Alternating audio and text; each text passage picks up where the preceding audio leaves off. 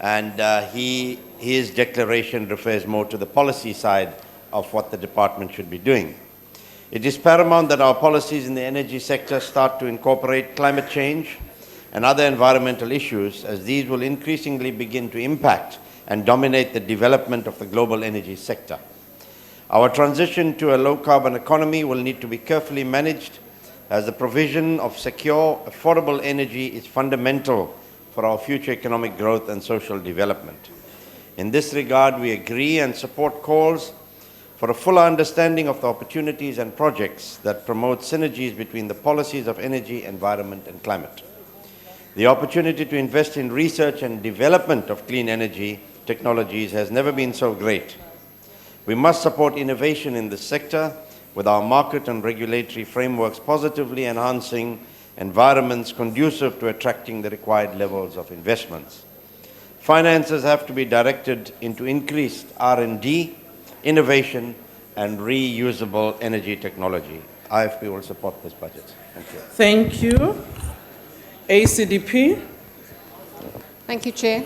Just some of the reasons the ACDP will not support this vote include the Eskom issue, which has been allowed to escalate unabated. Then the building of more nuclear power stations at horrendous cost, financially and other. We believe that this decision, which goes against global trends, is not based on available information. Then there is the fact that fracking-related activity is continuing before the relevant assessments have been completed.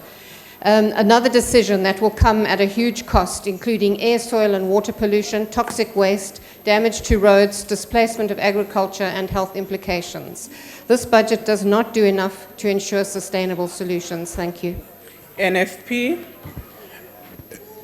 Millions of the people of this country, especially in rural areas, are in dire need of energy resources. That is for use and for business purposes. The department has a huge and daunting task ahead of it. The country faces huge energy crisis. The crisis at Eskom has added more weight to this crisis. The department has set itself goals of diversifying the energy generation mix, improving the quality and security of petroleum fuels, and increasing household access to electricity. Yet Cabinet approved a reduction of 561.1 million to be effective over the medium year, and that is a problem. The government wants to have 875,000 households electrified over the medium term. The NFP has yet to see whether transfers to Eskom and municipalities will really help more households getting energy, electricity. Most of the households in rural areas have got numbers marked as if they would get electricity, and it has taken a long time. The department has got to ensure that they get electricity, because they're in dire need of this. Abantu abaningi baneyinombolo emizini yabo isikhathi eside abawuthola ugesi. I-NFP ithi abawuthola ugesi, abantu bengajabuleli inombolo nje kade zafika emizini yethu kodwa ugesi asiwutholi. Kunjalo nje, the NFP will support this budget. Thank you very much. ANC.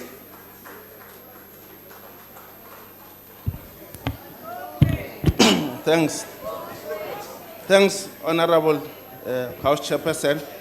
The African National Congress supports this budget, vote 26.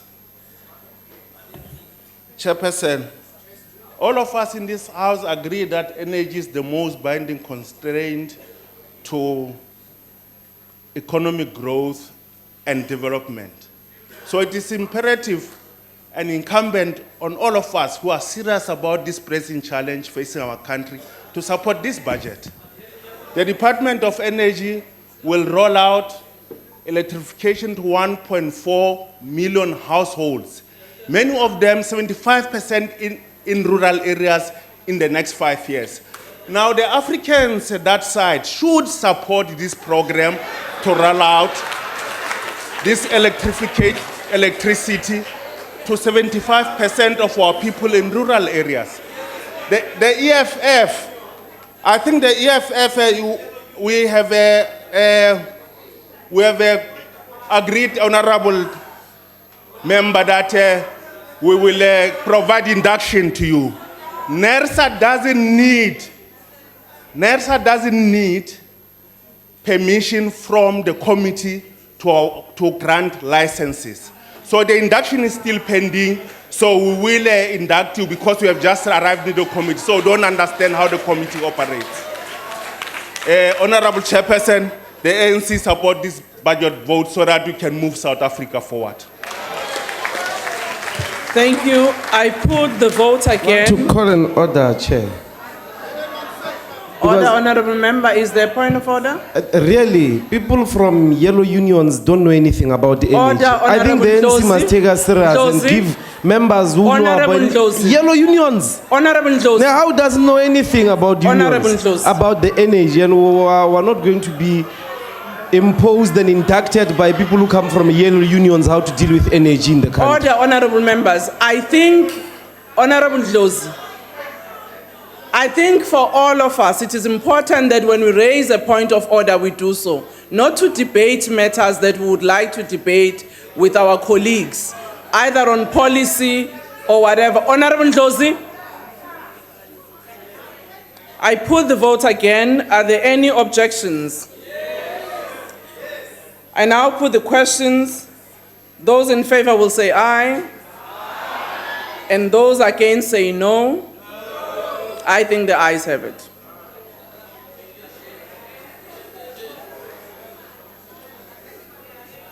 Chair, we're calling for a division.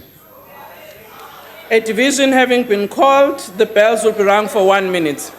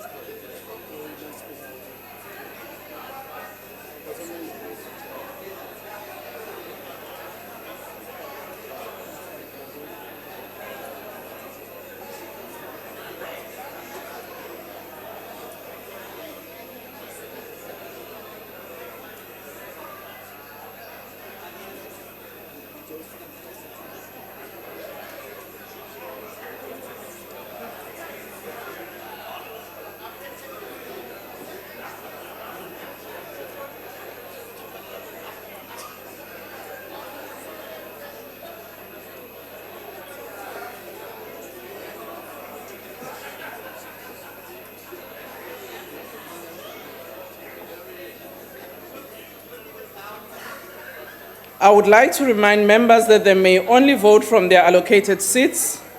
When requested to do so, members must simply indicate their vote by pressing the appropriate button below the yes, no, or abstain signs. If a member inadvertently presses the wrong button, the member may thereafter press the correct one. The last button pressed will be recorded as the member's vote when the voting session is closed by the chair. The question before the House is that the vote be agreed to. Are all members in their allocated seats? Voting will now commence. Those in favor of the vote being agreed to, press the yes button. Those against should press the no button. Those wishing to abstain should press the abstain button. Have all members voted? Thank you. The voting session is now closed.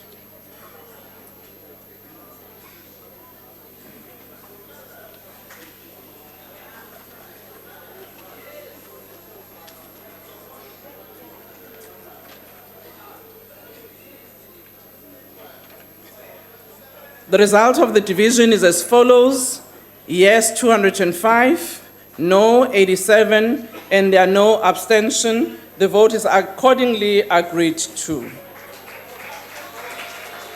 I now put vote 27, environmental affairs. Are there any objections?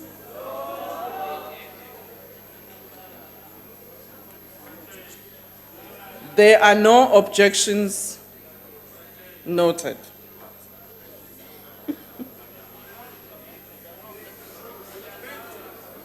So the vote has been agreed to. But we do want a declaration, Chair. We support, but we do want a declaration. Thank you. Declarations having... We had already passed, though, Honorable, but I would allow the declarations to be made. DA?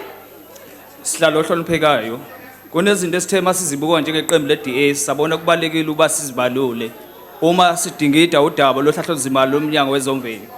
The current funding allocation in the budget for climate change mitigation and adaptation is insufficient to meet our set targets for greenhouse gas reduction. There is no doubt, Honorable House Chairperson, that the international finance is necessary to complement the domestic investments in order to achieve our emission targets. But first and foremost, it is necessary to increase the national budget allocation to begin our transitions towards a low-carbon economy. Expenditure of allocated budget should be about achieving the department's strategic objectives by putting money into sustainable utilization of natural resources, conserving the environment and laying the foundation for future prosperity. As the environment and economy are two sides of the same coin, we need to ensure that there is adequate funding and support to attract the private sector to invest in the green economy. This lack of funding in itself is hindering the creation of thousands of jobs. Honorable House Chair, the DA calls on the Minister to strengthen the fight against wildlife crime. We recognize this is not something that cannot be done by this department alone, and therefore it is essential to establish an interministerial committee to give this important matter the attention it deserves. In the hope that this budget can help to strengthen the values of freedom, fairness, and opportunity, the DA supports this budget. Thank you, Chair. Thank you, the EFF. Baie dankie, eerbare voorsitter. The constitutional mandate of the Department of Environmental Affairs is to give effect to the right of citizens to an environment that is not harmful to their health and well-being, and to have the environment protected for the benefit of present and future generations. This department advocates for us to continue investing in coal-powered energy generation, an activity which has devastating consequences for us and future generations, despite warnings from credible scientific sources. This department is adamant on its plans for shale gas fracking in the Central Karoo. South Africa should invest more in electricity production using wind and solar power. And this one is especially for Minister Tina Joemat-Pettersson. If we produce at least 50% of electricity with renewable energy, we will create numerous jobs and significantly reduce our greenhouse gas emissions. We must also tackle the environmental consequences of mining activities such as acid mine drainage, the pollution of our already depleted groundwater reserves, and air pollution which affects the health of nearby communities. As the EFF, we cannot support a budget that turns a blind eye to companies that continue breaking environmental laws for profit, poisoning and killing our people in the process. The green economy must be the backbone of this department. As the EFF, we will not support this budget. Thank you very much, Chairperson. Thank you. Cope.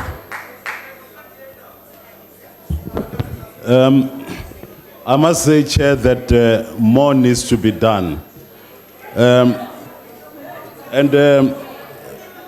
You see, part of environmental affairs is to monitor the performance or lack thereof by other entities of government. For example, the sewage spills. It is very important, and we need to check if that is being done here. Now, on the 6th of May, 2015, the U.S. National Oceanic and Atmospheric Administration made a hugely important announcement. It revealed that the average concentration of carbon dioxide in the atmosphere for the month of March across the globe had surpassed 400 parts per million. This was the first time ever this had happened since measurements began.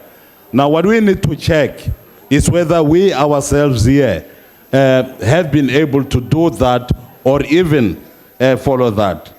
This is shocking news. If science is right, and we believe it is, the world has passed the tipping point. Carbon dioxide has increased in the atmosphere by about 24% since 1958, when scientists first began to take measurements. Minister, have you been able to do that? We can further go on, Chairperson, and indicate, for example, that CO2 stays in the atmosphere for hundreds or even, of course, thousands of years. It is steadily turning Honourable Member, our your oceans time is into up. vinegar. I'm therefore saying that ANC. perhaps we need to give her a little bit so that we can be able to move forward. ANC. Thank you, Chair. The ANC obviously support this budget. But maybe in response to Honorable Madisha, there's a difference between environmental affairs and sanitation. Chair, we agree with members. Again, let's thank all the parties that support this budget, because obviously, if there's one department that has got working SOEs, it is this department. You talk to the South African National Biodiversity Institute, it is there preserving our environment for future generations, as we have said. If you talk of sun parks, it is there preserving our parks, our lions, our kudus, our impalas for future generations, including the rhino. If you talk of Isongimve, but maybe before we even go there, we agree with members who say that if there's one threat to humanity, that is climate change, particularly the negative effects of climate change. But our government, of course, does have a climate change response policy. We are dealing with this matter together with industry. We will reduce greenhouse gas emissions in this country, but not on our own, working together with industry. In fact, we are consulting with industry as we speak. Chair, but we will not do this alone. We need to find a binding international agreement in Paris this year to reduce greenhouse gas emissions. We support this budget. Thank you very much, Chair. Thank you very much. I must say that sitting here, I'm very... I actually smiled because I saw Honorable Menir seeing his twin on the other side and starting to do the same gestures as Honorable Mthembu was speaking. And I had new deployments being made by the member of the EFF about how the cabinet reshuffle must be done earlier on. But having said that, I put the vote again. Are there any objections? Those in favor will say aye. Those against will say no. I think the ayes have it. Chairperson, we'd like to have a division.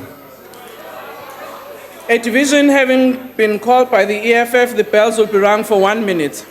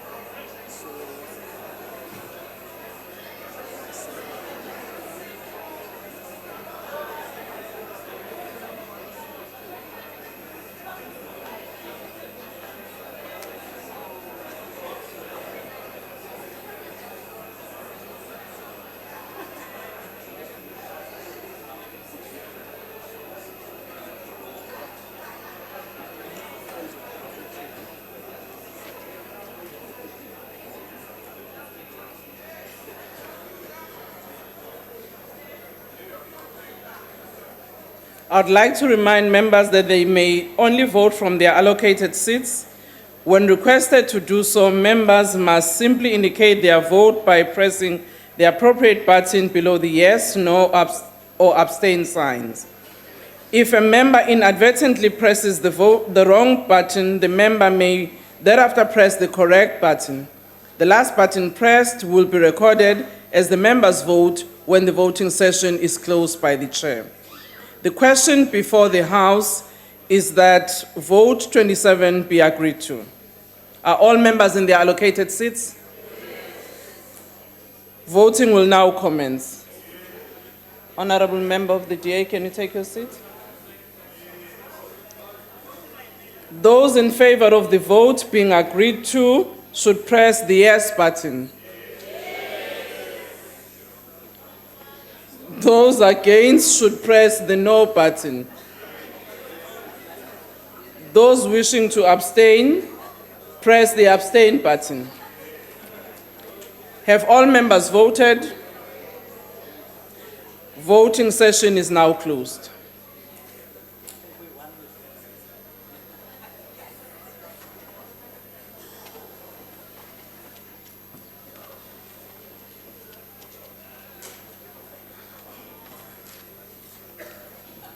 The result of the division is as follows: yes 279, no 11, and there are no abstentions. The vote is accordingly agreed to. I now put vote 28, Labour. Are there any objections? Declarations of the vote having been requested, I call upon the Democratic Alliance.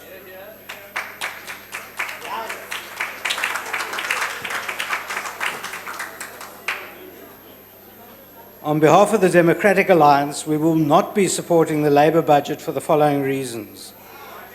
The Department of Labour have hopelessly failed South Africa. The compensation fund has been ineffective for over a decade, and despite spending millions, the fund has failed the weakest in South Africa. To carry on funding the Workmen's Compensation Fund is adding insult to injury.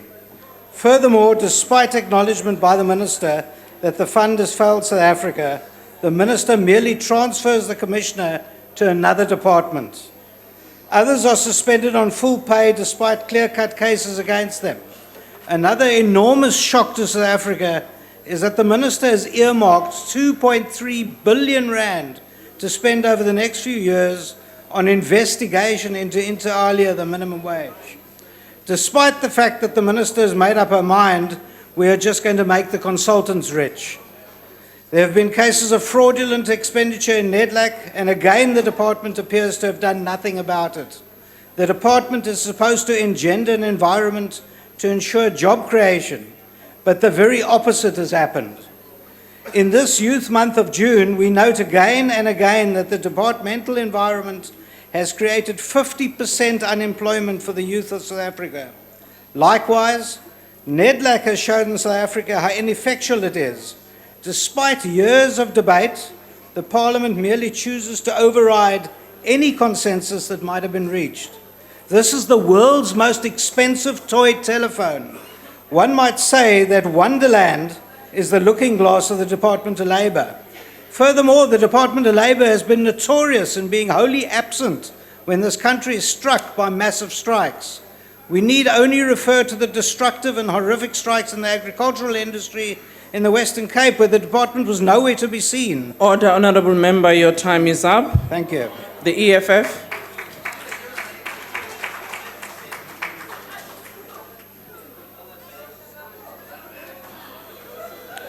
EFF rejects this budget vote 28. We see this department has no intention to improve the unbearable working conditions of the working class and the poor, nor to advocate for the transfer of wealth to our people. Unemployment in this country currently sits at over 36%, while youth unemployment is sitting at over 65%. You are sitting in a bomb. This department has been quiet on dinormous farm workers not having been compensated as per their 2012 settlement. What kind of a government that does not want to assist the poorest of the poor? This department has been quiet on the unfair labor practices used by labor brokers and other departments.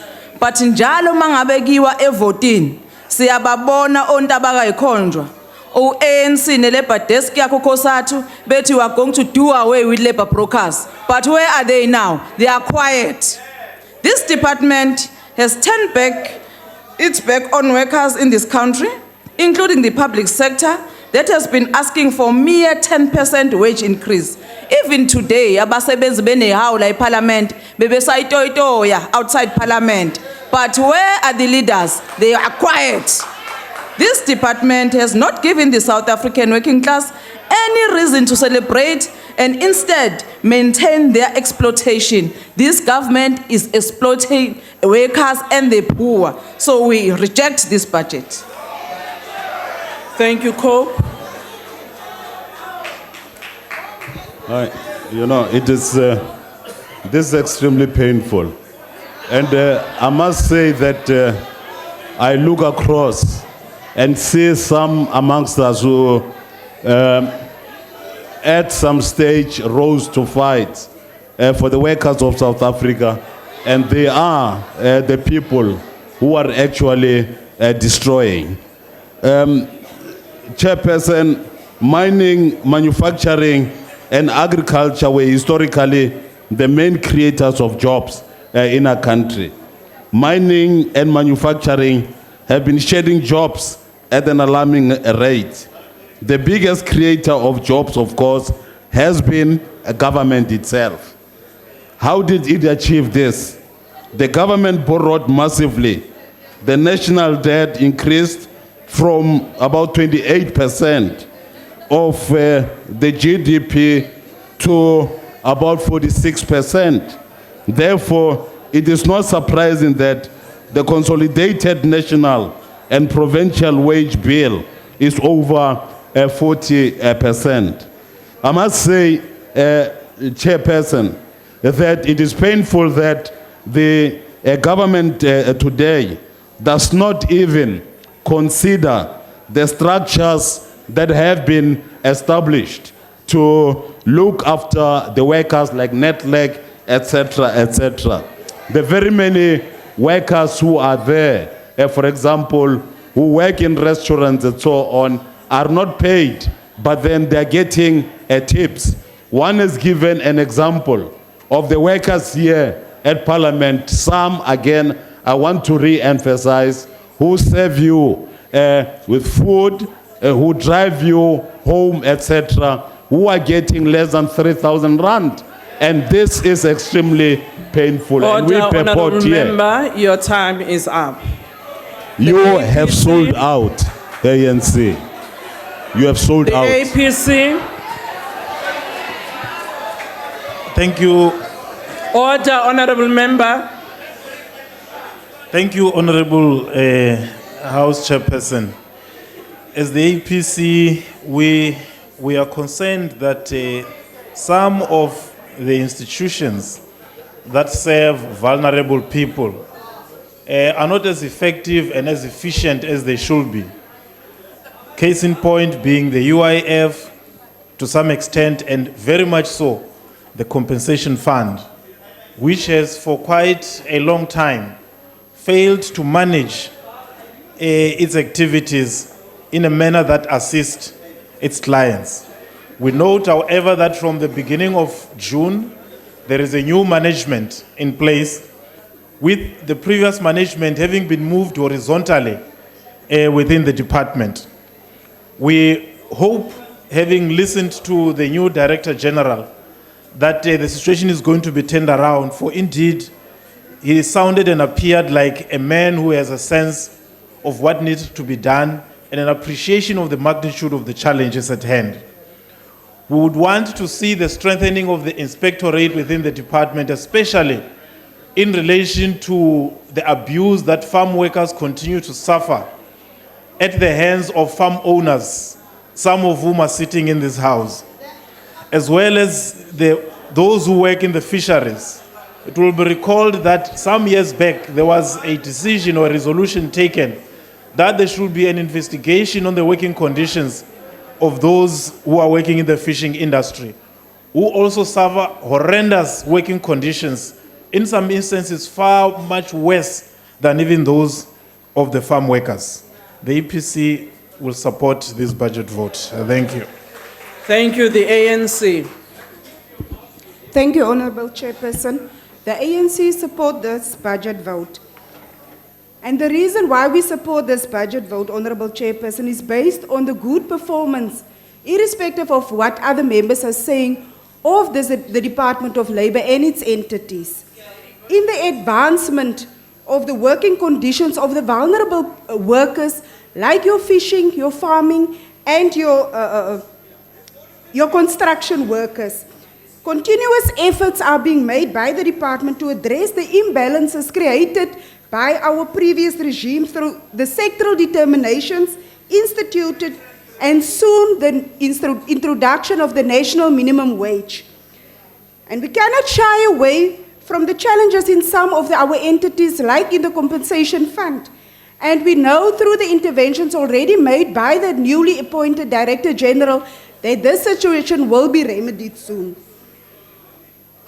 Surely the ANC would also welcome many more and better inspection and enforcement services to expose employers who some of them are treating workers like slaves and who are not abiding by the relevant labor legislations.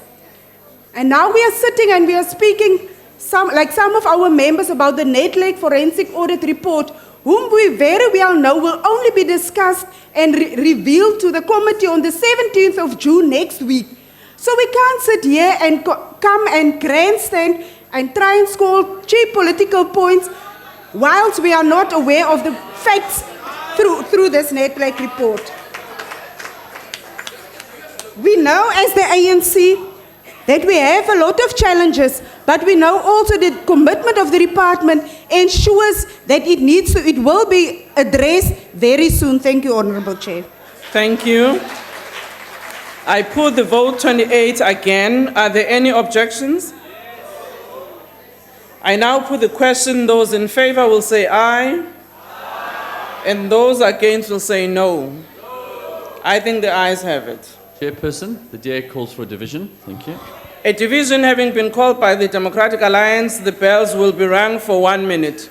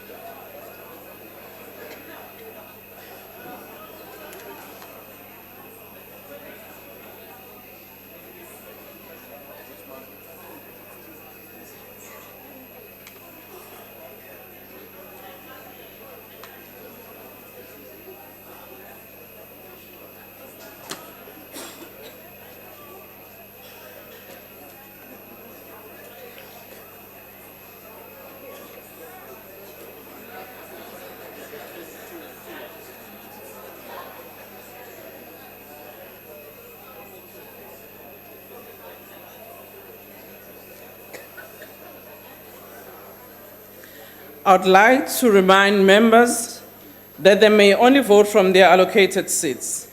When requested to do so, members must simply indicate their vote by pressing the appropriate button below the yes, no, or abstain signs. If any member inadvertently presses the wrong button, the member may thereafter press the correct button. The last button pressed will be recorded as the member's vote when the voting session is closed by the chair. Honourable members, the question before the House is that the vote be agreed to. Are all members in their allocated seats? Voting will now commence. Those in favour of the vote being agreed to should press the yes button. Those against should press the no button. Those wishing to abstain should press the abstain button. Have all members voted? Thank you. The voting session is now closed.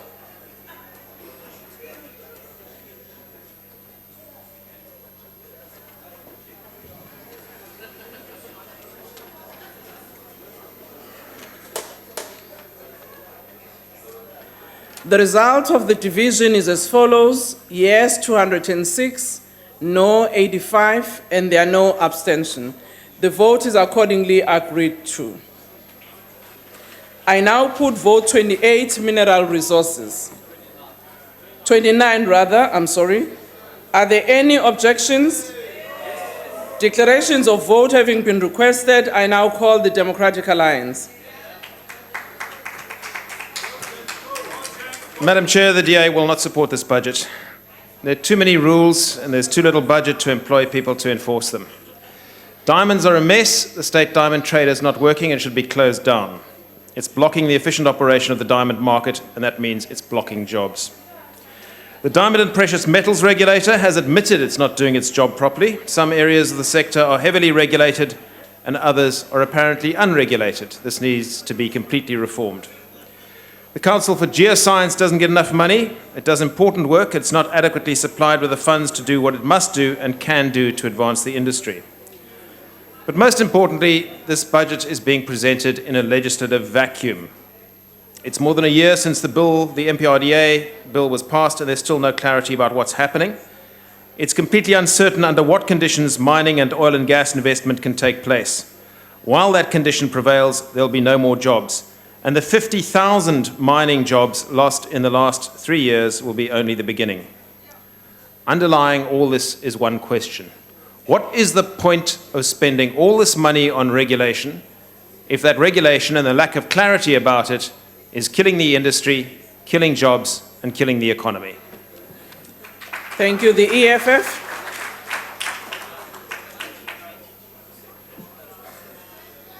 Thank you, Chair. Thank you, Chair. MPRDA empowers the Minister to withdraw all licenses of mining companies that are not complying with the Act. Today, it's a fact that all the mining companies, they are not complying with this Act, and all the mining that is happening in this country is illegal. But our Minister is a coward and is scared of white people. He's allowing all these multinationals to use South Africa as their own playground. The mining charter requires 26%. Order. Order, Honorable Hadebe.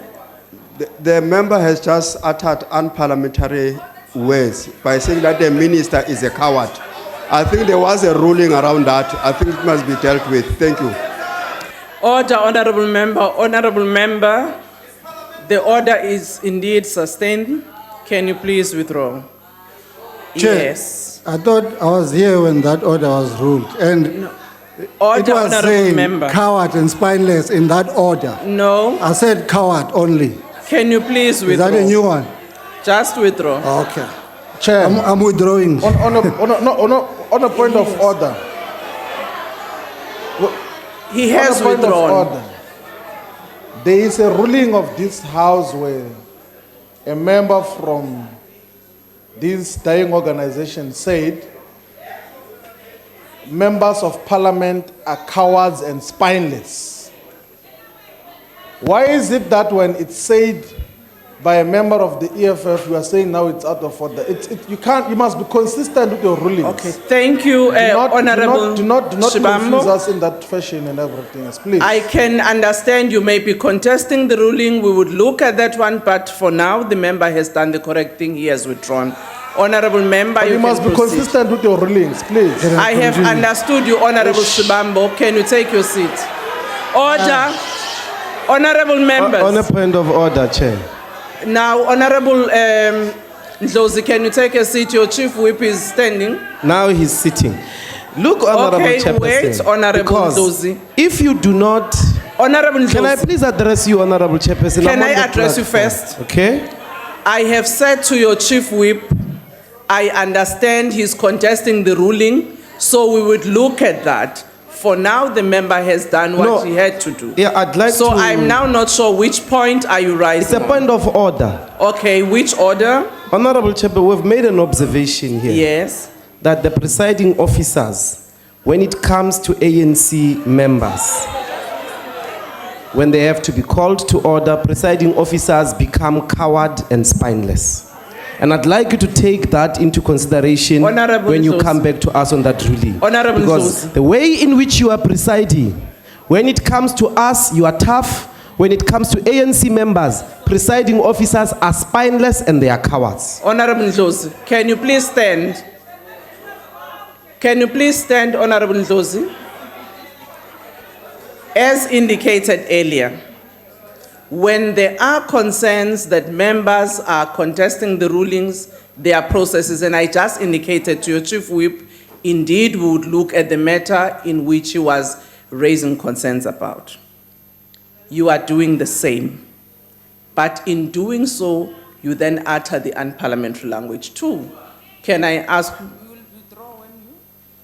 can I please finish? Honorable Ndlozi, can you withdraw spineless and coward that you have just referred to myself and other presiding officers? I maintain that when it comes Can you to please, order on Honorable ANC Ndlozi, members, Honorable the Ndlozi, presiding officers are coward and Honorable spineless. Ndlozi. I'm not going to withdraw. Okay, can you leave the house? I'm not going to leave the house. I'm Can not you going leave to the withdraw. house? I'm not going to withdraw. I'm not going to leave the house because Chair. when it comes to ANC members, presiding Honorable officers are cowards and spineless. Honorable Ndlozi. I'm not Chair. leaving. Chair.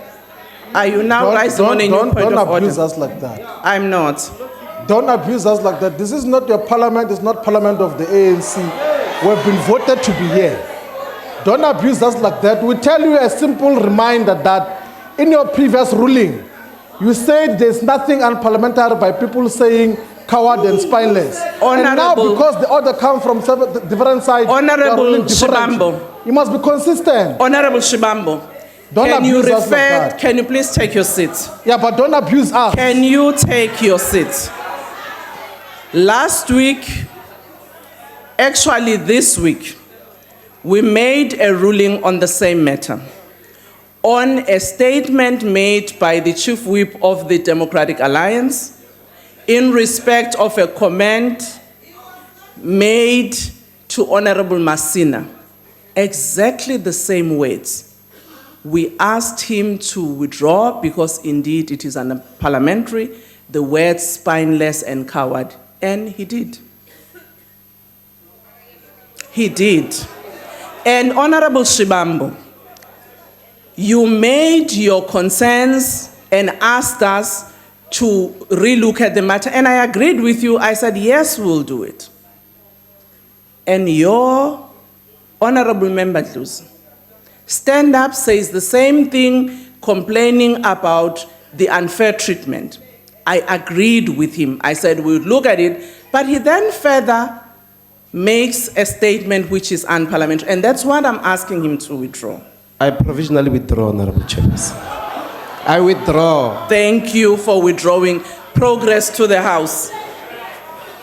Honorable Member, you can proceed. You shut up, man. Order, Honorable Member Ngoniso, what is the point of order you are rising on? Chairperson, can I remind you of the incidences of this House? Perhaps some of In us relation have to forgotten. what? In relation to words that are uttered here and they are unparliamentary. Okay, Honorable One, Member, we order. were called, today we were called dead snakes. Order, There's no Honorable ruling in Member. that.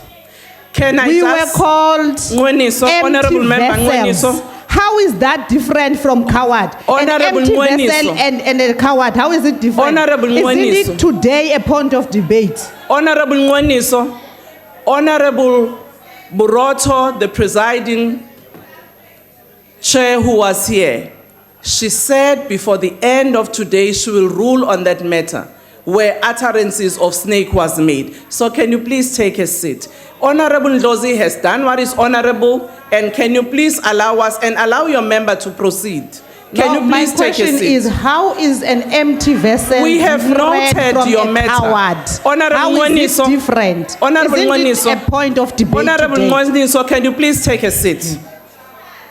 You asking a question for clarity that will be given to you. Now we proceed with the House. Honorable Member, can you please proceed with your statement? The mining charter requires 26% participation of BE ownership on these mines. Also that has not been achieved. Goba uminister uyatatazela uyangena uyaphuma uphethe bugwala. EFF has called for Honorable an Member. inquiry. isiZulu ngiyasazi uphinda izobu usulhoxisile kahle manje angazi ukuthi uphindelani iye ihoxisa nje lunga elihloniphekile uyalazi igama uyatatazela uyangena uyaphuma hoxisa ke le lokugcina Asilihoxise nje kahle. Selihokile speak. Ngiyabonga ke qhubeka. EFF called for an inquiry to conduct a study on the living conditions of the mine workers in this country, and the ANC rejected it. Minister of Police, in 2 months' time, it's going to be August. You might as well send police there to Marikana to kill those miners because their living conditions have not changed. 12,500 rands they have not received. So you might as well send police there. It's in August, 2 months. We can start preparing. South Africa is losing over 147 billion rands a year on illegal movement of money in this country, and the mining industry is the biggest culprit through the marketing companies that are not declaring taxes in this country. And again, the EFF is rejecting this budget speech. Honorable Shengwa. Honorable Chairperson, the Department of Mineral Resources, like many other portfolios, is constrained in its development path by the current economic outlook and its associated scarcity of resources. Electricity constraints are a major factor in the retardation of growth in manufacturing and mining and contribute hugely to the current slow pace of economic growth in the country. It is therefore imperative that our fiscal rebalancing should allow for a wider budget deficit in order to cushion mineral resources from a potential hard landing. If we take factors such as labor unrest, electrical constraints, etc. into consideration, as this could only result in an increased debt burden on the state. The 60% real increase in the budget for mineral resources allocated over the medium term under the Mineral Policy and Promotion Program to promote investment in mining and petroleum projects will greatly assist the turnaround in this sector, as most else has failed with mineral prices at their lowest since 2002. Government's recent decision to reopen debate around the pricing of mineral sales has created mistrust and it's put its credibility at risk. The mine gate pricing model amending the Mineral and Petroleum Resources Development Act could just be the kind of deal breaker that would break the back of the mining industry and kill it off to subsidize manufacturing. This could have the complete opposite effect as we originally intended by choking downstream manufacturing. To take one of the bedrocks of the economy and subsidize another is by and large insanity. So, Honorable Chairperson, IFP in supporting this budget votes would however want to ask the following question. Why are mining affected communities being excluded from the draft framework for sustainable mining discussions? Why are the very communities in which these activities take place and who provide the necessary labor, therefore, being excluded from the talks, and why are they not interested parties in this regard? The budget allocated towards the rehabilitation of abandoned mines, acid mine drainage, and even the investigation of such is completely inadequate. As a recent study on the environmental impact of unrehabilitated abandoned mines highlighted the fact that there are no measures currently in place or budgeted for in order to lessen the environmental and social impact. I thank you. Cope. Thank you, Chair. A key question that needs to be answered is, are mining licenses in South Africa available on bribing the political elite? For example, Honorable Balegambete, do we have to find the FBI answer for them to unravel at that? Because this has been put forward to say she has been... Honorable member, can you please take your seat? Honorable Chief Whip. Yes. This honorable member is not only out of order, he's insulting. He knows that he has to bring that allegation through a substantive motion. But is implying, is not even implying, is directly insulting. He must withdraw now. Order. Order. Honorable Madisha, you said you'd want to ask a question, and in your asking a question was whether the licenses are given through bribery. Do I take it that's what you said? Is that what you said? And then you said, for example, Baleka Mbete, referring to the member of this house.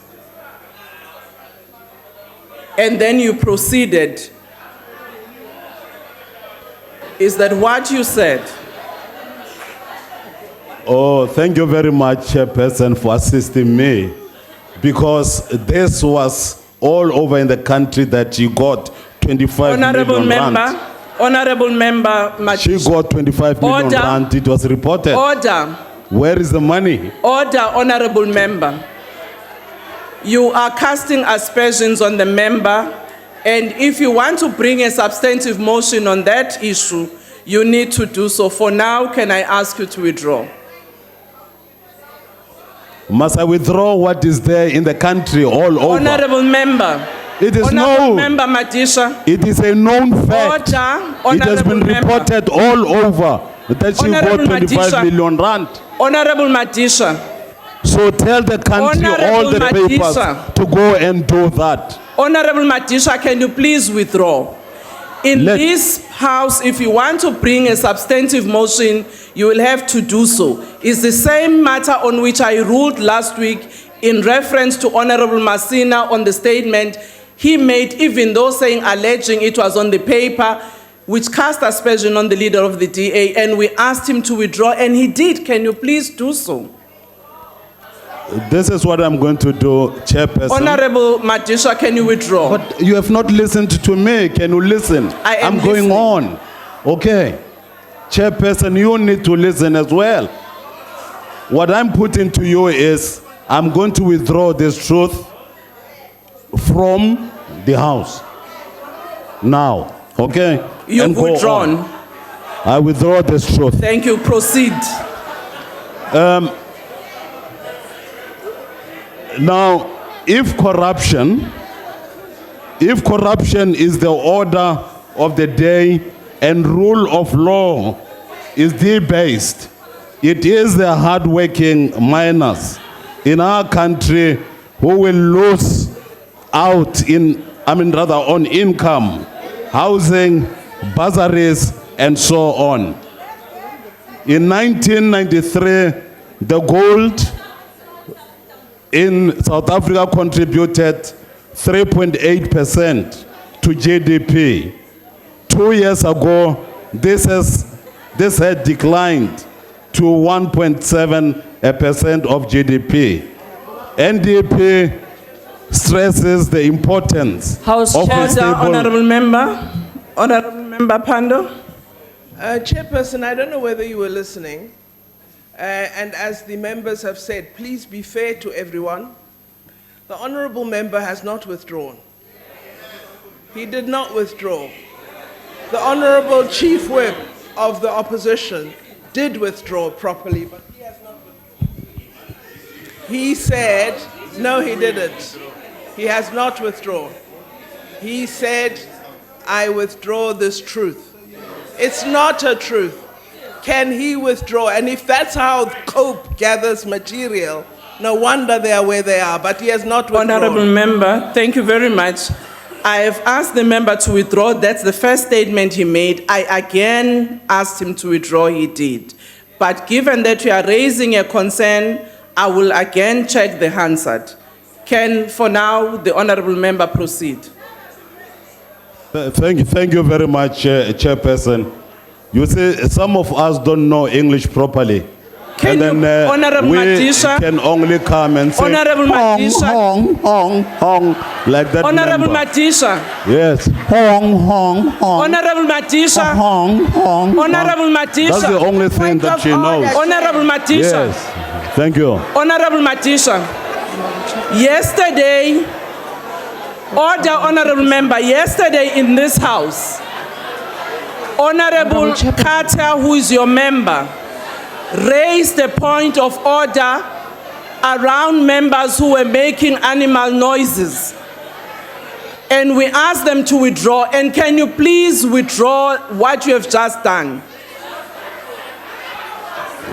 Chairperson. Chairperson. Okay, I got your... Motho o itse sentle gore ke bua Setswana go mo heta. O ya yazi into yoba ngithetha isiXhosa. Lisikhuluma Order, honorable members. Ungaphikisa kodwa uyandazi. Order, honorable Ungazi members. apha, Honorable uthetha Pando. Le nna ke tseba Sepedi, ke bolela Sepedi. Honorable Matisha. That's exactly what she's doing. And Honorable we're leaving her to do Matisha, you that. have actually exhausted your time. Thank you very much. Honorable Chairperson. Hong. To hell with you. No, Honorable Chairperson. Honorable Matisha, can you please withdraw? Chairperson, point of order, Chair. Order. On a point of order, Chairperson. Order, honorable member. I've recognized the chief whip of the majority party. I've noted your hands. I've just recognized the chief whip. Chief whip of the majority party. Honorable Order, House honorable Chair. members. Honorable House Chair. Honorable House Chair. Yes, Chief Whip. We have been restraining the members of the African National Congress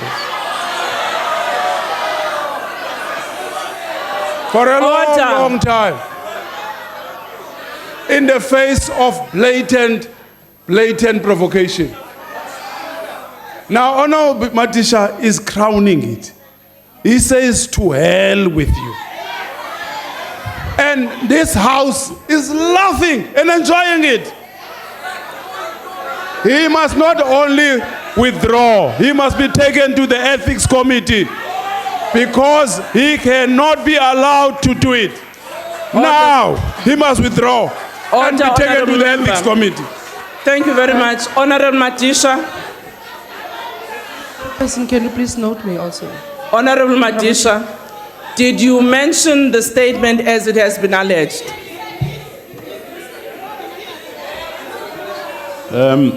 Can I go on, Chairperson?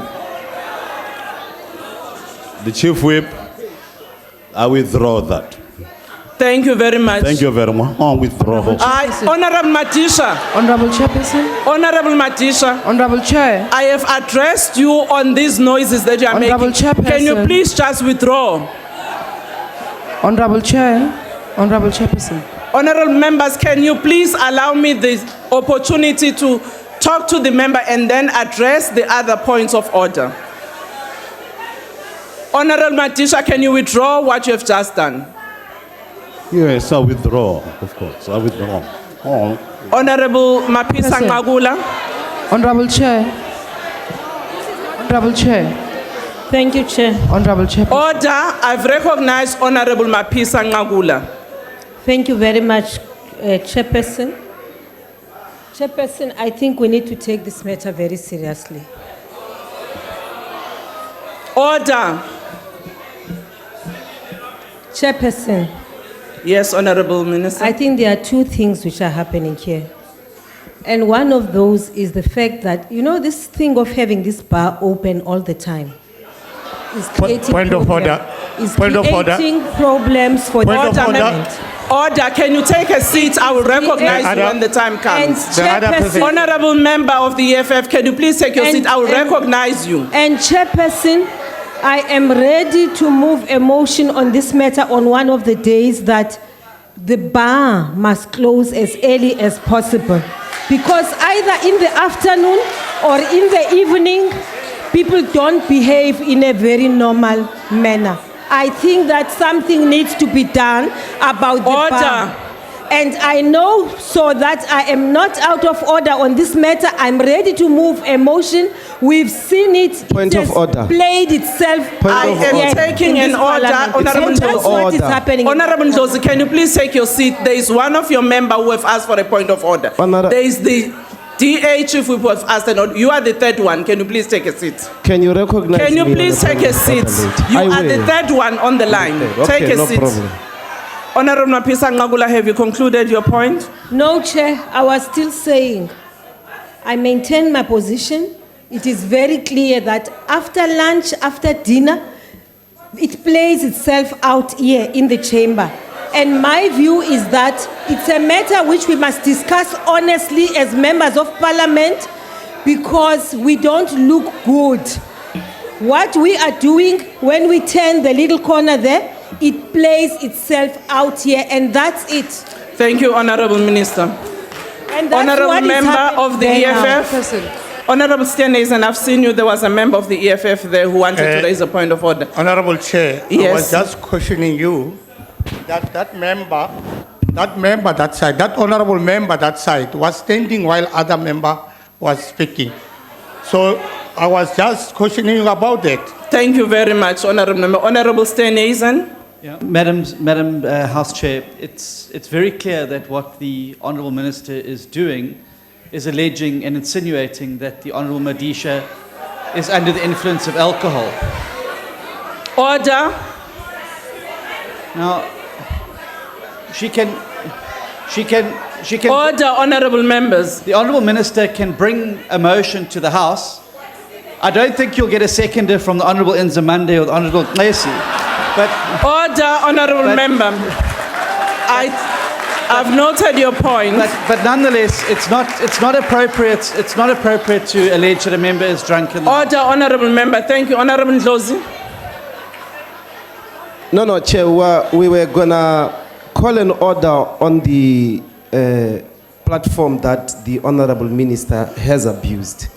We want to argue that is not a point of order, and you must speak very harshly, or strongly rather, to the Honourable Minister that she must stand and call proper orders. There's no order that sounds like that. Now we are going also on the wrong side. I'm raising a point of order that you must be firm.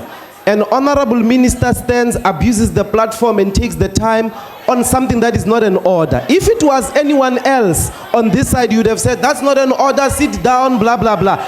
Regardless of the fact that I tried to bring to your attention that she's abusing her platform, going on and on a point that is not an order. Thank you. Did not. So she must not do that, and you must speak firmly to that. Order, honourable members. Honourable member Mponchana, can you take your seat?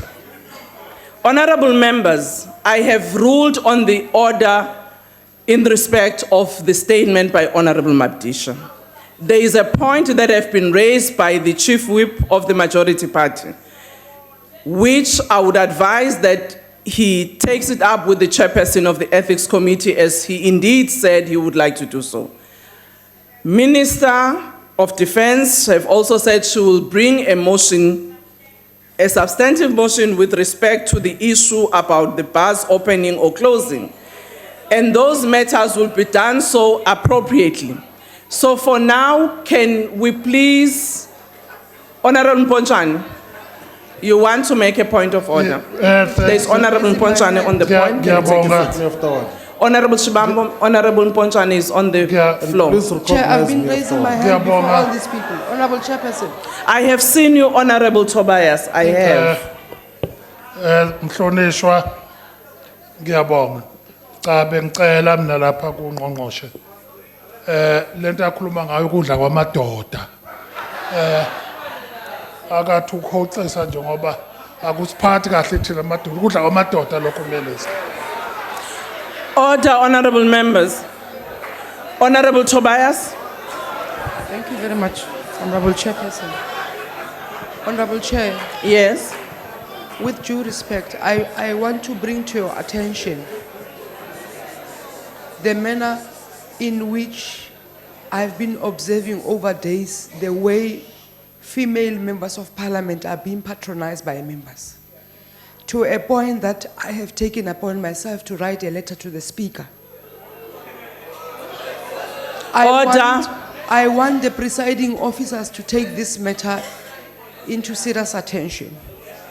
It might sound like it's a matter of Honourable Madisha mocking Honourable Naledi, but it has been continuing in this House. I beg for the indulgence of the presiding officers to check the Hansards on all activities that has been taking place here in this chamber that seeks order, honourable members, to denigrate the integrity of female members of parliament. I thank you. Thank you, honourable member. Honourable Kaula. Ngiyabonga sihlalo. Yabona lento liqala la. Uyabona mangabe wena uthisha esikoleni. Into yokuqala kufuneka ukhombise lengane uhlobene nayo la uhlobene nayo. Ngoba ekugcineni ugcina sekubangeka into enjengale. Uyabona nje obasila sibukwa iSouth Africa yonke as a whole. ayikho into ebalekile ukuthi sihloniphane noma ngabe uyangibona ukuthi angilutho kodwa senze ukuthi sihloniphane ukuze sikwazi ukubona izinkinga. Lenkinga iqala lapha. Angabe bikho ozokhuluma noma kanjani komunye kuthiwa is okay ngoba akayona iruling party. Ilento iqala lapha. Awusebenza umthetho wangempela lo esithema sifika la eParliament satshelwa wona. Asitshelwanga la ukuthi kukhona abazovunwa khona bengezuvunwa. Okay, iphutha alungiswa ngephutha. Bengizocela mina ukuthi ngempela ake nihlaleni phansi ningamalida lendlu. Ke nilungise ngoba sengathi kukude la kuyakhona. Asifuni bakithi abantu sizophoxeka. Ngiyabonga. Ngiyabonga. Uyakhuluma. Honorable Shibambo. Honorable Chair. Yes. The Minister of Defense casted aspersions about members of parliament being under the influence of alcohol. That is what she basically did when she spoke earlier here. So we're raising on a point of order that you must instruct her immediately to stand up and apologize and withdraw it. Because, as a matter of fact, if we can bring a breathalyzer here, majority of ANC members will not pass that breathalyzer. And it must be stated clearly because majority of them are the ones who don't even know most of us where the bar of whatever alcohol place is here. But a minister comes here and makes an allegation that members are under the influence of alcohol, which they are the ones who are always drinking alcohol. Honorable member. What they were supposed to deal with. Honorable member, thank you. Can I please address honorable members? We've actually gone back and forth. On matters I have ruled on, we open them up again.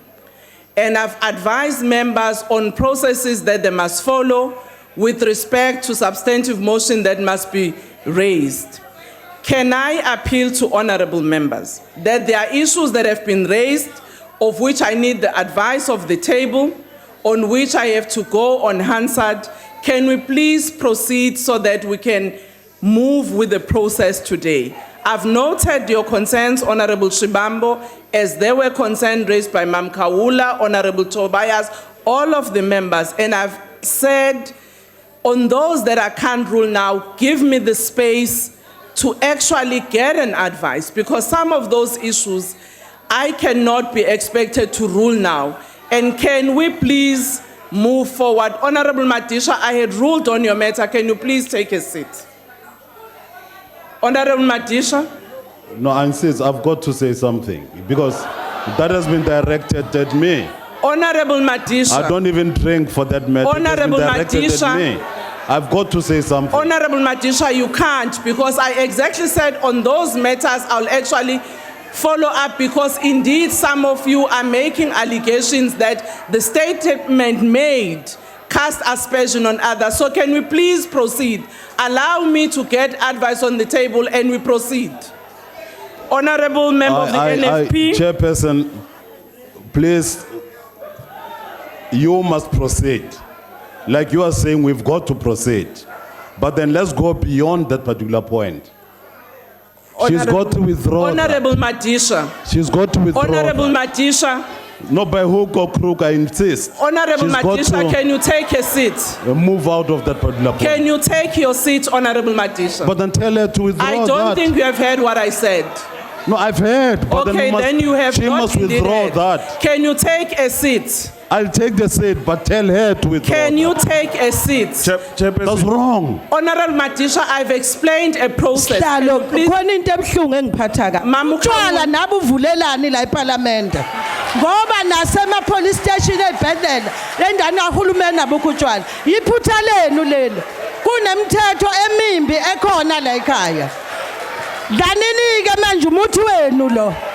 Ningasibambezeli. Sizosebenza la. Utshwala buvulelweni umbulalazwe lana na. Ngiyabonga Mama Khawula. Malunga ahloniphekile. Impela ke lolu daba lusho ukuthi kufanele amalunga ahloniphekile alulethe ezithebeni ngendlela ngoba okushiwo umama uKhawula kuyafana nokushiwo umama Maphisa Nqakula. Ngicela ke ukuthi siqhubeke nomsebenzi wanamuhla. Honorable Kubisa, you have requested to make a declaration. Can you please proceed? Honorable Kubisa, can you please proceed? Mphathi wesihlalo. Besifuna ukuthi Order, honorable member. besifuna ukuthi mphathi wesihlalo kuyaphuthuma kuba abantu abakithi kakhulukazi abamnyama balekelele ukubamba iqhaza libonakalayo emcebeni ovela ngaphansi komhlaba. NFP ithi abasizwe abantu abamnyama uqonda lembono bafundiswe baqeqeshe ngayo. Awumbiwe kulelizwe lomlotho amagolide amadayimani nakho konke okunye okusansimbi makuhluzwe kulolu lizwe kungahambi kuyephesha kwezilwandle. Amaholo nemihlomulo yabasebenzi basemayini akulungiswe ngokukhulu ukusheshsha banyuselwe imihlomulo. Abantu abakhela eduze kwemayini abathola amakliniki bathola izindlu bathole nendawo zokuhweba kanye nendawo zokuncebeleka. Sesikushile lokho singasho njenge NFP ukuthi makulungiselwe izinto siyayeseka ibudget. APC. Thank you, House Chairperson. Our major concern is the ability of the department to monitor the implementation of legislation that seek to ensure that especially mining companies do the right thing.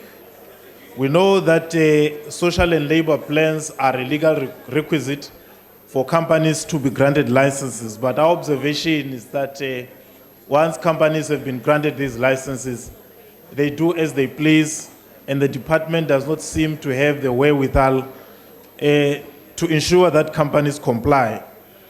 Whatever is happening in communities with mines do not fully comply with the law and does not even have popular participation. We, as the APC, would want to urge the department to ensure that it is able to enforce legislation. The inability to monitor was again captured this week on the De Beers issue, which we know even before '94, De Beers was alleged to have done the same thing, transferred diamonds out of the country, and government just did not have the wherewithal to enforce this. So we would want to see the department enforcing legislation, the regulations that are in place. On the transformation of the mining sector, it is the belief of the APC, as we've said, that government should not shy away from being at the center of the economy.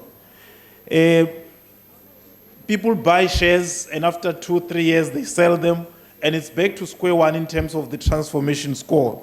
The APC would want that government should warehouse these shares. If black people have bought shares, if they want to sell them, they should sell them to government so as to ensure that the status and the level of transformation in the mines do not regress to Order, honorable member, your time is up. Cycle. Thank you. The ANC.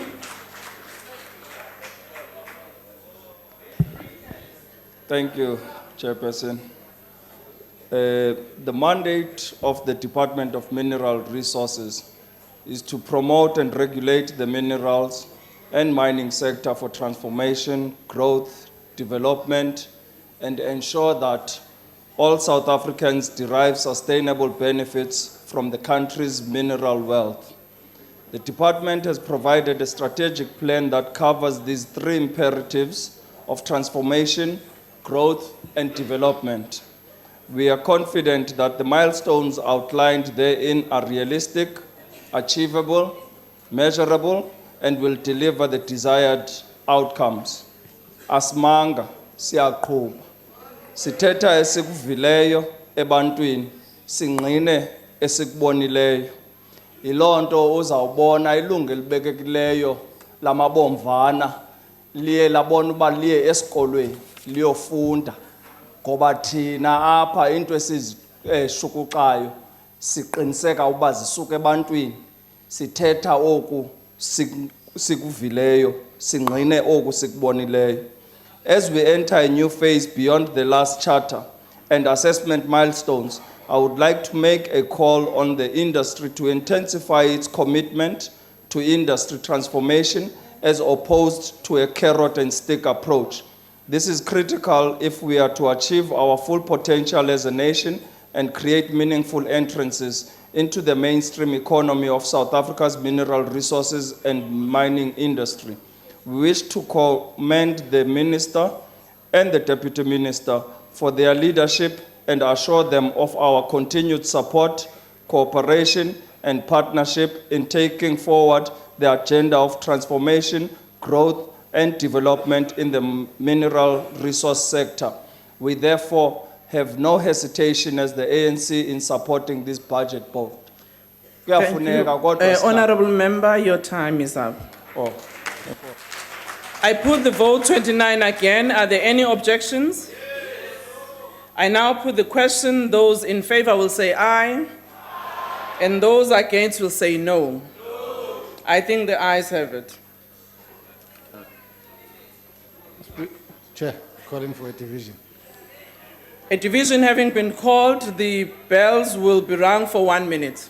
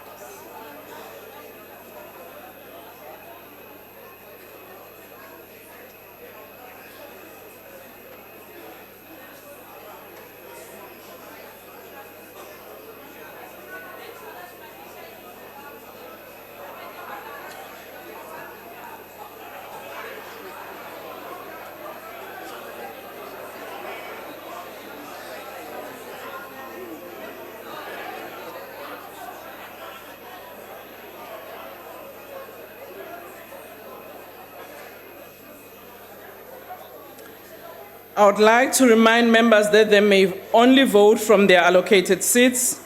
When requested to do so, members must simply indicate their votes by pressing the appropriate button below the yes, no, or abstain button. If a member inadvertently presses the wrong button, the member may thereafter press the correct button. The last button pressed will be recorded as the member's vote when the voting session is closed by the chair. The question before the House is that the vote be agreed to. Are all members in their allocated seats? Voting will now commence. Those in favor of the vote being agreed to should press the yes button. Those against should press the no button.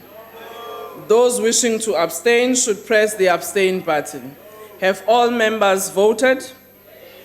Thank you. The voting session is now closed.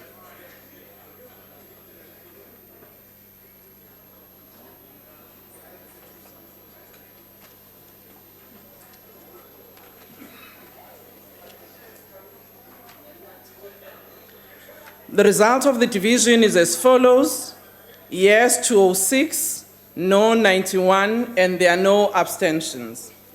The vote is accordingly agreed to. I now put vote 30, science and technology. Are there any objections? Declarations of votes having been requested, I call upon the Democratic Alliance.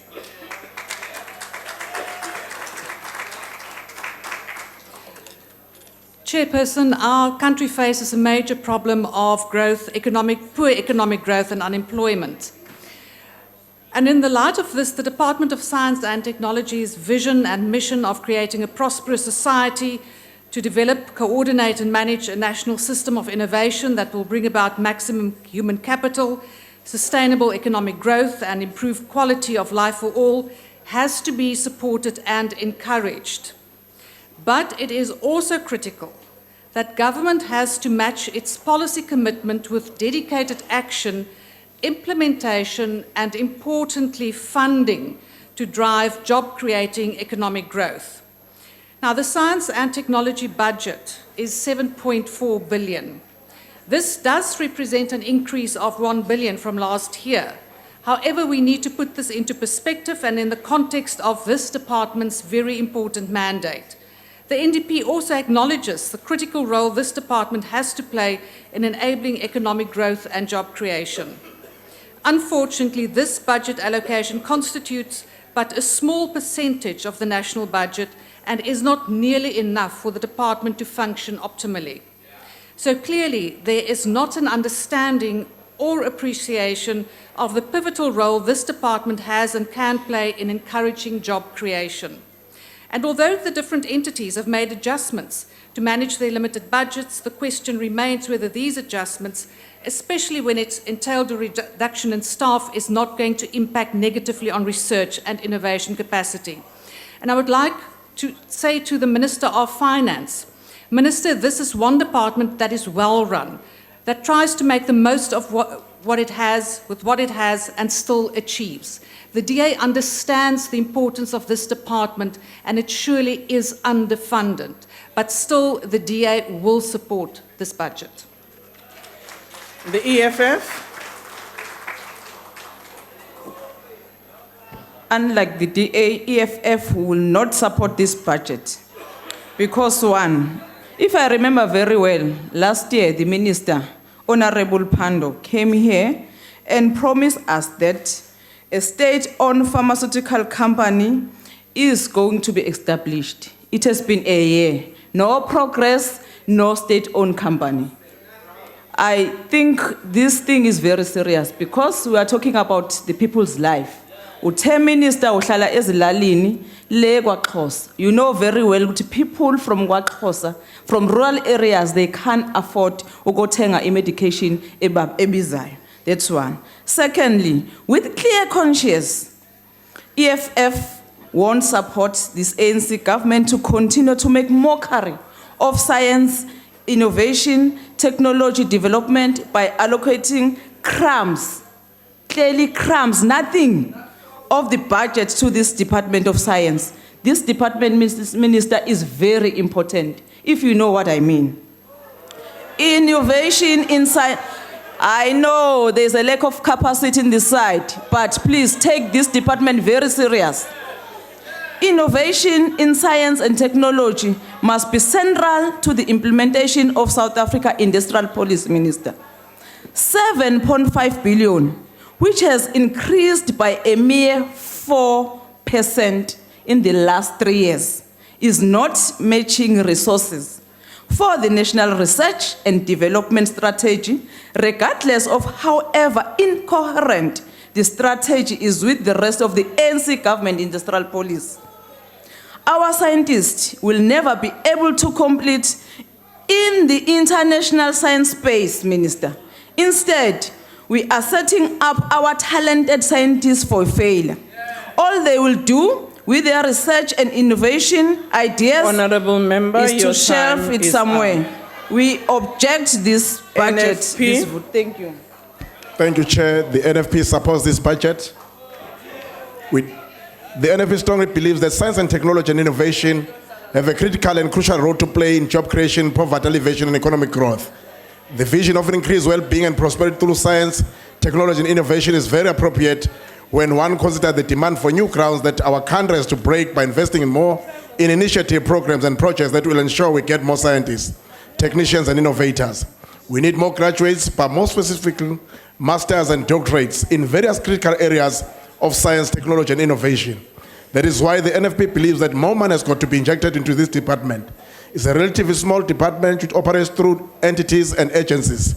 The generation of knowledge and the use of it to increase efficiency, to enhance industrialization, to grow the economy, bridge inequalities are all important.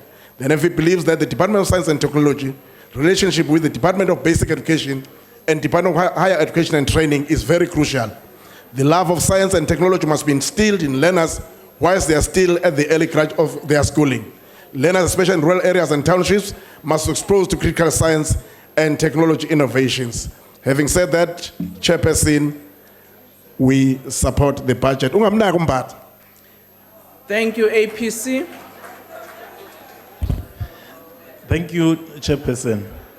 We support this budget vote in the full knowledge and confidence that the department will be able to account, as it has always done, for the resources that it has been given. We nonetheless also believe that more money needs to be given to this department, seeing that we believe that it should be the center for creativity, research, and innovation. And since technology is the basis of the functioning of almost all departments, we think that there is need for better coordination between the departments and this department, but that it should be at the center of the innovation and research in the country. We also want to raise a small matter of the Human Science Research Council, which is an entity in the department, that we think that it will be fair and correct that it should be given preferential consideration when research work has to be done, because as an entity of the department, if it is then meant to compete with everybody else, that might actually undermine its own viability. And yet it is a resource, it is an institution of the state, of the department, that it should actually use for whatever work that it has to do. We, nonetheless, as the APC, want to fully support the budget. We think that the ministry, the minister has competently looked after this department. Thank you. Thank you, Cope. Thank you, Chair. The European Union annually stages its contest for young scientists to put on show the best of European student scientific achievement and to attract widespread media interest. In the US and France, for example, teachers participated in a US scientific educational program called Project Astro. Why do we not have similar programs in South Africa? Why is the public broadcaster not having a weekly science broadcast? Everyone has exposure to technology, but not to the science behind it. COPE believes that science and technology must become available through the available infrastructure to the people of our country. COPE fully supports the funding of research in science and technology, but we want to know what happens with such research on completion. Research that sits on the shelf is of little use to the nation. The sum of 13 billion rand for research must have a big multiplier and accelerator effect. In our country, lack of sanitation is a matter of great anger. Has this department put any innovative and viable solution on the table? COPE has reservations, but will support this vote. Thank you, ANC. Thank you, Madam Chairperson. I do not think that the EFF understand the meaning of supporting. They agree that this department needs... Order, Honorable Member, can you please proceed with your statement? That they agree that the department needs more money, but they say that they do not support. And also that they've never attended the meeting of science and technology, so I'm not even sure that they understand what they're talking about. The Department of Science and Technology has an overarching role relating to most departments, and it is central in ensuring the attainment of the National Development Plan to bring about radical economic transformation in our country. Science and technology is therefore key and central in redressing issues of unemployment, poverty, and inequality. South Africa is key and leads the continent in research and development innovation and promotion of indigenous knowledge, which areas have for decades been denied on the majority of South Africans.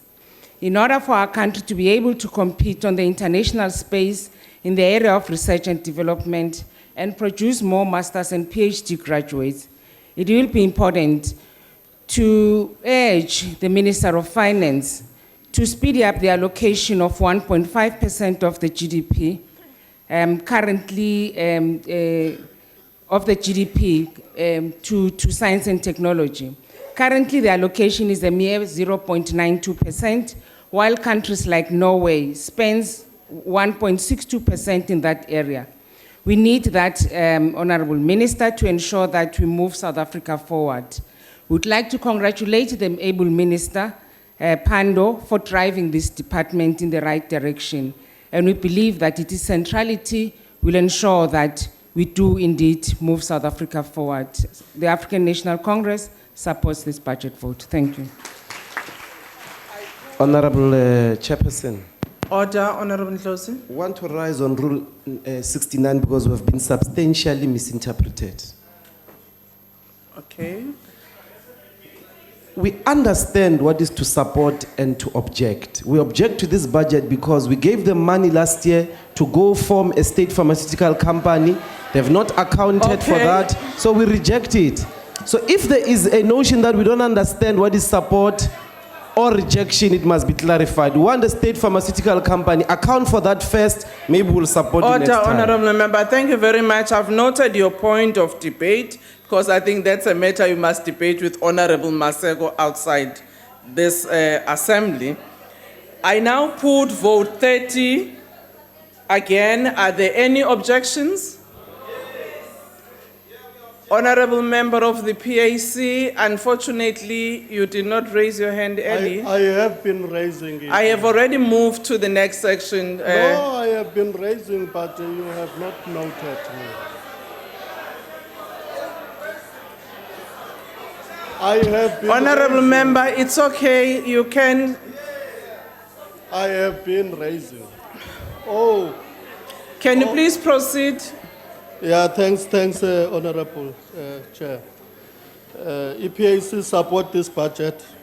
Sorry. E-technology is very critical to the growth of the economy. Furthermore, it facilitates the improvement of cultural development of our society. Nevertheless, the PAC observed the skewness of academic research.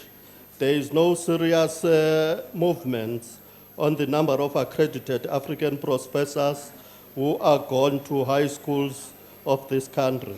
Research funding has been made to sustain the old order in the academic environment. The PAC wanted the department to account on the African research produced by that square kilometer array radio telescope. We had many promises, but less outcomes. Thank you. Thank you, Honorable Member. I put vote 30. Again, are there any objections? I now put the question. Those in favor will say aye. Those against will say no. I think the ayes have it. We call for division. A division having been called, the bells will be rung for 1 minute.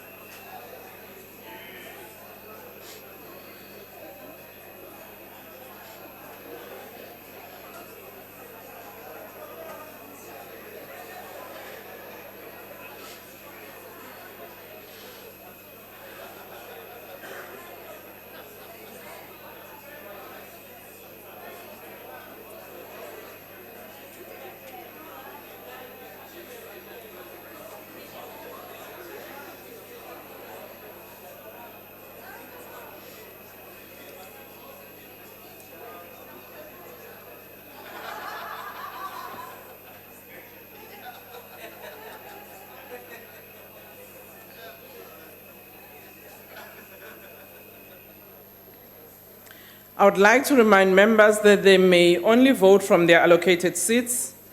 When requested to do so, members must simply indicate their vote by pressing the appropriate button below the yes, no, or abstain signs. If a member inadvertently presses the wrong button, the member may thereafter press the correct button. The last button pressed will be recorded as the member's vote when the voting session is closed by the chair. The question before the House is that vote 30 be agreed to. Are all members in their allocated seats? Voting will now commence. Those in favor of the vote being agreed to should press the yes button. Those against should press the no button. Those wishing to abstain should press abstain button. Have all members voted? Thank you. The voting session is now closed.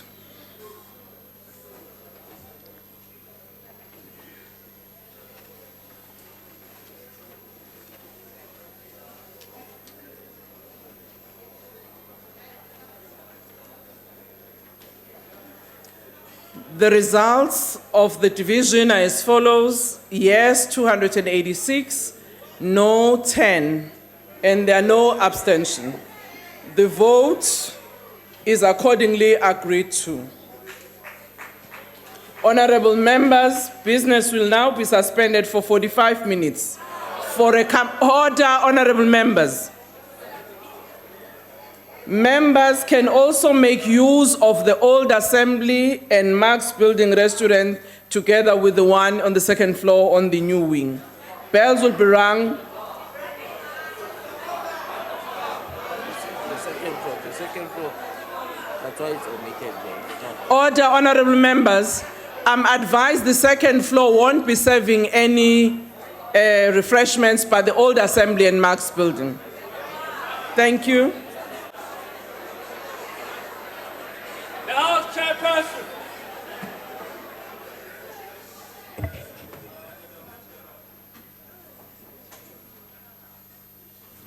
Please be seated. Honourable members, we shall now resume with the decision of votes and schedule. I now put vote number 31, small business development. Are there any objections? There are objections and there's been a request for declarations. The Democratic Alliance?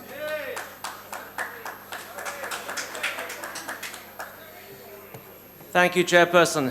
Chairperson, it's highly appropriate that the Department of Small Business Development has drawn the graveyard shift in this debate, because this department was strangled at birth.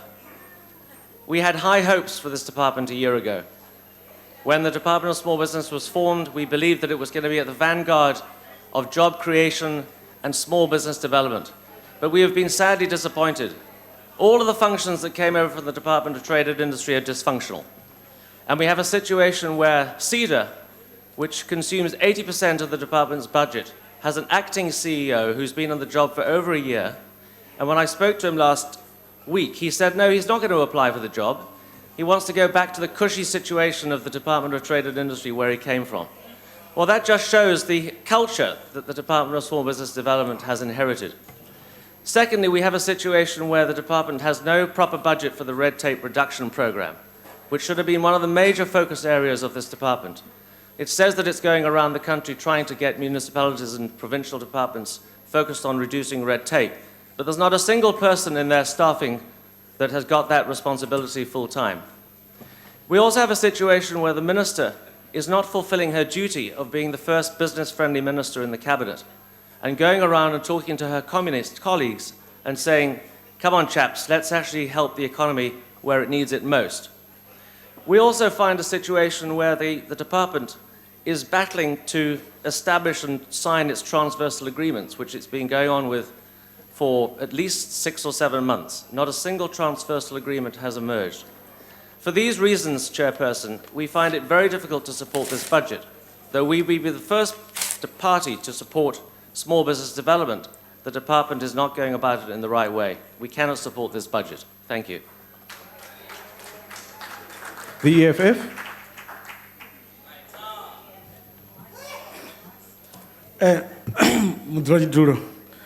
EFF ai khou tikedza hoyo mugaganyagwama nga zwi tevhelaho. Vha sedzesa mabindu maṱuku ana thaidzo nthihi fhedzi I khou itiwa nga mabindu mahulwane. Mabindu mahulwane hafhi thikhedzo mabindu maṱuku zwo itiswa nga vha DTI ngori vha DTI a vha na legislation kana mulayo wo force uri mabindu mahulwane a thuse mabindu maṱuku. Ngazwo vha tshi ḓo vhona zwo uri mabindu maṱuku a suffocate nga nṱhani vha isa mimolo kha dzi village vha isa mimolo kha dzi township zwa sia mabindu maṱuku a khou collapse. Zwino ra ri khou ri riṋe sa EFF ri khou ri hafha fhethu mabindu maṱuku kha supportiwe ngori hey business small business department yo vha yo fanela I tou vha davhi kha DTI I songo tou vha muhasho wo tou imaho nga wone vhuṋe. Hu na 30% ya ambiwa nga president uri I ḓo fhiwa vhoramabindu maṱuku musi vha tshi allocate dzi tendara. Hedzo 30% a huna mulayo une wa nga force dzi department uri dzi allocate hezwo. A huna mulayo une wa fha uri mabindu maṱuku vha badeliwe within 30 days.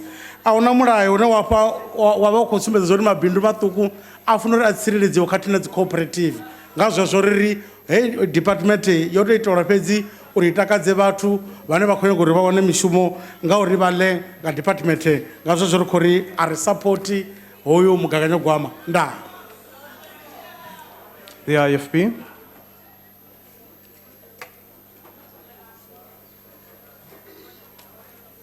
Thank you very much.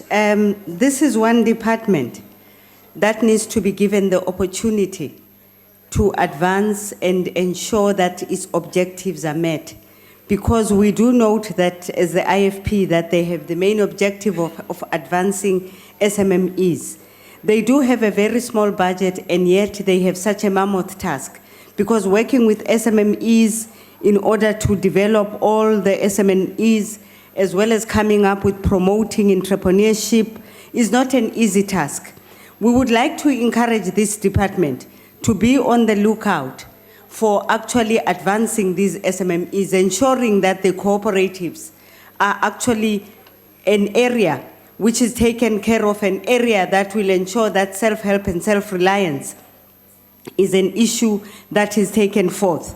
The issue of community banks, which this department will also be looking at, we would like to ensure that it actually happens and that most of community banks are actually done. Lastly, Chairperson, we do take note that 90% of the 11 million more jobs that need to be created, especially by particular years, with this department we look into it. We encourage this department to come up with in about 5, 10 or 15 years time, the exact numbers of jobs that will be created. We encourage this department to go forth and rise to the challenge of what they hope to do. It is actually a business or a department that has a mammoth task on its hands. Thank you very much. Thank you, Honourable Member. The ACDP.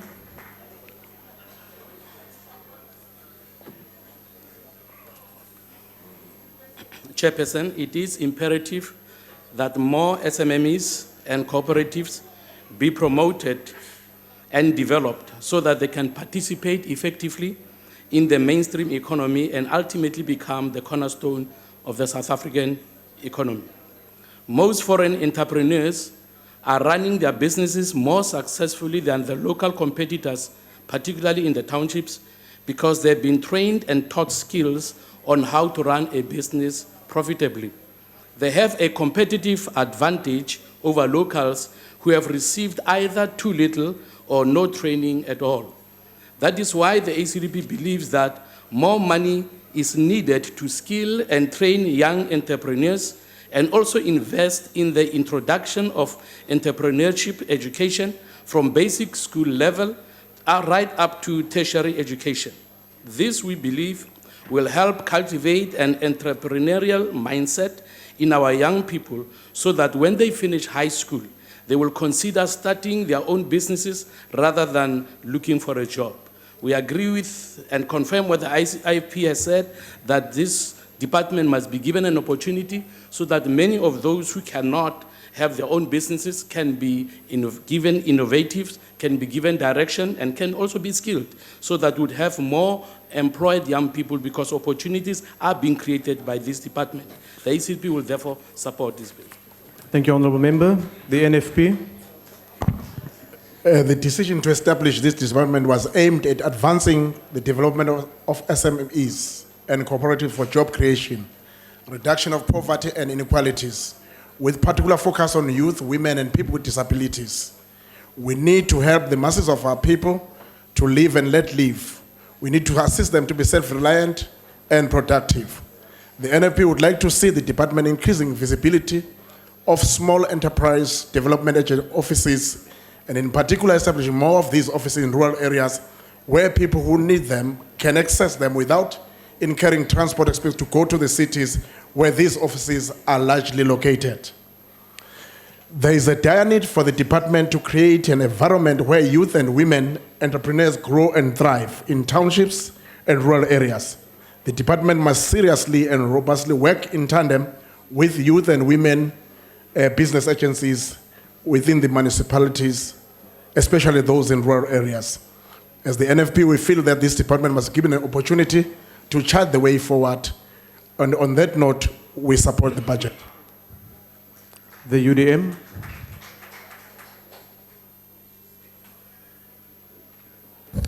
Thank you, Chair. Just one simple suggestion to the ministry. The name of the department is small business. Now, my understanding of how the brain works is that make no small plans. For small plans have no magic to stir men's blood. So if you continue with the name small business, people there will remain thinking small. Remove the word small and just say Department of Business Development, and you'll see the change. NgokwakwaXhosa kuthiwa umntwana uyalandela igama abizwe ngalo. And so you'll find into yokuba soloko becinga ubana mafama bahlale bebancinci just because baye kwi-Department of Small Business. Just that change will bring about a big change. Thank you. The APC. Order, honourable members. Thank you, Chairperson. Indeed, the department has a huge task in its hands. We know that in the past, our people were denied economic opportunities. And after liberation, there's an expectation that our people must participate in the economy. And the easiest entry point, which requires low capital outlay, is the retail business. And now with the challenges that we've seen where our people in the townships are even displaced in those small retail businesses, creates tensions wherein they feel in the mainstream economy controlled by the beneficiaries of apartheid, there is a Berlin Wall. In the small businesses or retail sector where they used to survive or thrive in, they are now being displaced. And I think that in part fuels some of the kind of challenges and clashes that we've seen. And I think that the department has a critical role to play in ensuring that we find a solution to protect and enable our people to participate at that very entry point of the retail sector. Otherwise, our people will feel like they're just between the rock and the hard place. They have nowhere to go and they have no role to play in the economy. We support the budget. Thank you. Cope. Thank you, Chair. This department needs to invest heavily in training and developing artisans. Artisanal mining, artisanal manufacturing, artisanal agriculture, artisanal technology, solutions services, artisanal engineering and mechanical services, artisanal financial services, and artisanal fisheries are all waiting to be developed. We can go on in this fashion. The key word is artisanal. The need to establish artisanal firms in our country and to train artisans superbly in a diverse range of economic activities is an imperative. We need to see the development of persons, cooperatives, or companies. So a high quality or distinctive product or service become available in our country. The department at the moment is failing to pursue the so-called high road to small business development, and therefore COPE cannot support this. The ANC.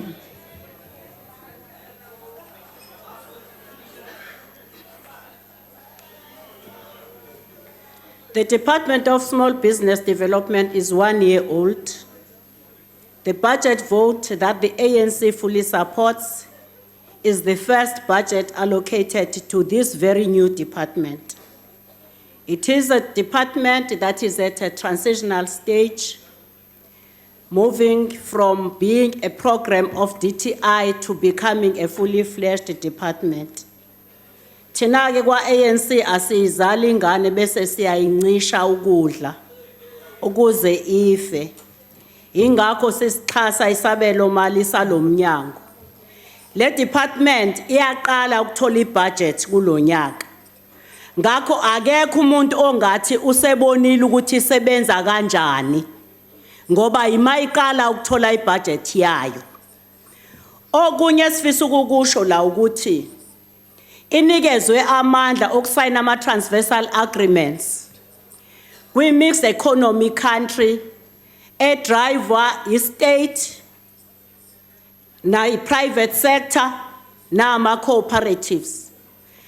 Uminister wale department usayinile nominister wakwa-public enterprise okuyiyona mnyango onama state-owned companies azonikeza imakethe kulo mnyango. Abangaqondike ukuthi uyaplana ngaphambi kokuthi usebenze bazothi ayinganikezwa futhi ayingasupport. Thina we believe ukuthi le department iyadingeka iyona ezoletha imisebenzi ewu-9.9 million emisebenzini elindelekile ewu-11 million ngo-2030. Siyayisupporta le department izoqeda ububha. Siyabonga. Thank you, Honourable Member. Honourable Members, I put the vote again. Are there any objections? There are objections. I will now put the question. Those in favour will say aye. And those against will say no. I think the ayes have it. House Chairperson, the Democratic Alliance calls for a division. A division having been called for, the bells will be rung for 1 minute.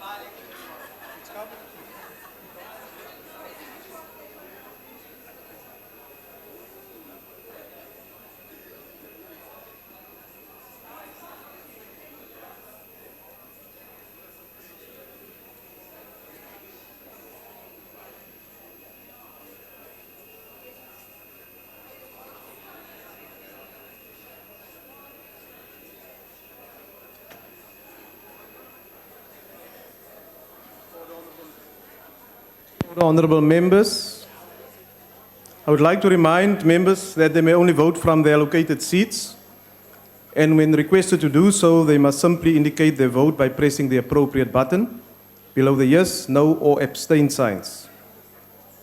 If a member inadvertently presses the wrong button, the member may thereafter press the correct button.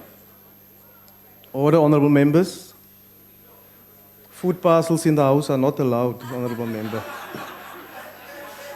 The last button pressed will be recorded as the member's vote when the voting session is closed by the chair. The question before the House is, order, that vote 31, small business development, be agreed to. Are all members in their allocated seats? Voting will now commence. Those in favor of the vote being agreed to should press the yes button. Those against should press the no button. And those wishing to abstain should press the abstain button. Have all members voted? The voting session is now closed.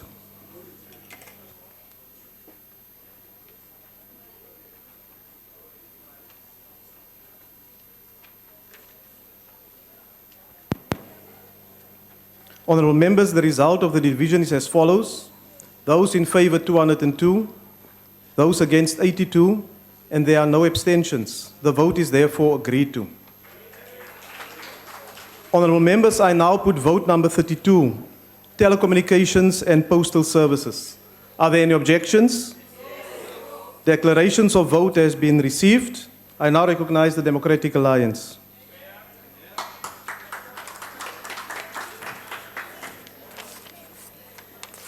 Chairperson, this department does not have the leadership in either the Minister or Directors General to deliver on its mandate.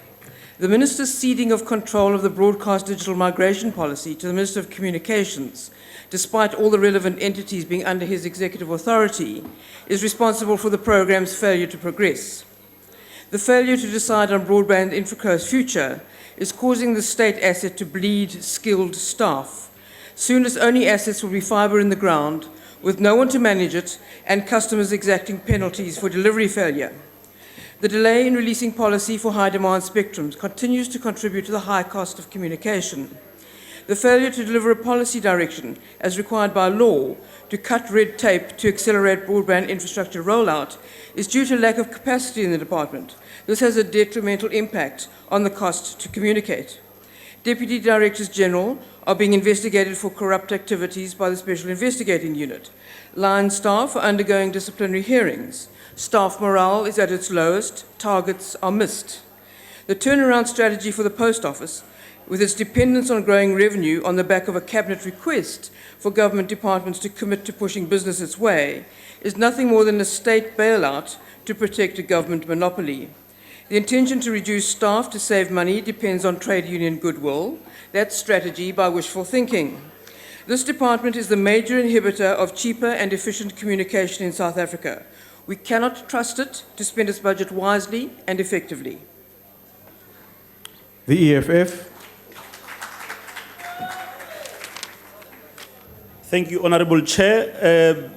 Since the Department of Communication split about a year ago, both heads of the new departments have failed to reintegrate this country's communication framework and have spent valuable time fighting over who gets what portion of the department. It's no surprise then that this department is unaware of the challenges faced by most of its entities. This department does not have a chief financial officer, and similar trend can be observed in its entities where crucial funded positions are vacant or held by unqualified people who have been in acting positions for lengthy periods. Crucial components of this department lack leadership, accountability, planning and coordination. Access to information offers access to economic and educational opportunities, and there's a potential to significantly improve public service delivery across all corners of the country. South Africa, however, is lagging behind in providing equal access to fast, advanced broadband, and South Africa's mobile services are amongst the expensive in the world. The cost of the voice calls and mobile data is a big concern for millions of South Africans who have to sacrifice basic necessities so that they can make a phone call or access internet. South Africans spend almost 10% of GDP importing ICT goods and services when it should be investing these funds on the creation of our own ICT industry, which will range from infrastructure to us creating our own cell phones, laptops and tablets. Then there is a South African post office that has been plagued by scandal and corruption over the years. This is probably the most unstable entity and need urgent intervention and expertise, but it's still headed by an administrator. SAPO has not only exploited its workers in an unimaginable way, but has embezzled billions of rands of taxpayers' money, paying ghost companies for unaccounted projects and services. The executive responsible for all fraud and corruption is yet to be held accountable. The creation of this department was purely for rewarding... Honourable Member, your time has now expired. It was merely for rewarding the loyalist of the President. EFF therefore does not agree with this budget vote. The IFP.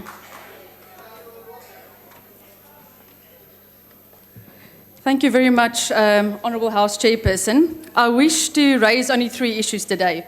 Firstly, the IFP will oppose this budget vote because we believe the split of the former Department of Communications into 2 new departments was unnecessary, a waste of taxpayer money, and it's caused confusion and seemingly a turf war as well. Secondly, we remain concerned about the instability at the South African Post Office. Spare a thought for those young students in deep rural areas whose dreams of achieving a tertiary education is fast fading because the UNISA study material is not being delivered and they simply do not have the means to access the internet. Lastly, for years now, the ruling party has been consulting a variety of stakeholders on how to expand the ICT sector in our country. But the reality is that our country is now fast losing any sign of being competitive in the ICT space.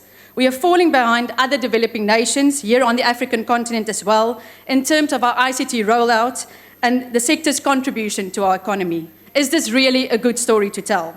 For as long as this department continues to hamper economic growth, and for as long as we are not progressively expanding internet access to all our citizens, we cannot support this budget vote. I thank you. Are there any further declarations? Go.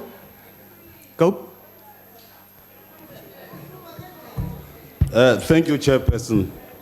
Let's ask a question that says, what is happening to the postal services? Do we have one at all? SAPO is an example of a good institution gone bad. Suppliers have not been paid from August last year, nor have Siemens and Ascentel. Letters are no longer sorted by machine. Have any of the suppliers been paid at all? The NDP demands a super fast, robust, reliable, secure, and affordable ICT infrastructure and service. The Minister Nene, has allocated 1.1 billion to the expansion of broadband connectivity. We don't know how this money will be utilized. The company Internet Solutions is busy building the Cape Town to Johannesburg Super Internet Highway using the Infinera DTNX platform. Will this be aligned with what government is striving for? As we do not have a functioning SAPO, nor do we have a faster and cheaper internet for all, COPE will not support this.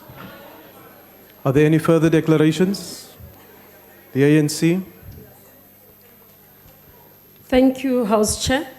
I think firstly, let me explain the issue in terms of policy pronouncement. I think Honourable Member Sheen has referred that the Minister has delayed in the policy pronouncement. As the committee, we have received a report from a panel of experts to show that government wanted, prior to even doing any movement in terms of policy pronouncement, to consult all stakeholders. And that report has just been released and has been available. And we are all aware that that process, the Minister in the committee has reflected that based on that report, because it gives a sense of what the sector is expecting, so that government is not accused of moving into policy without consultation. So I thought we would applaud the process of policy that is moving faster now. On the issue of digital migration, Chair, it's a fallacy to say that the split of the department has caused it lapsed, the delay. The delay has been the private sector, especially ETV, taking this government every time to court. We are not able to make progress on this because of every time government is in court when he wants to move progress. The entities in terms of digital migrations are ready. Centec 100%, 70% in post office, 80% with USASA. The set-top boxes in terms of the tender has gone down. The qualifying criteria has been finalized.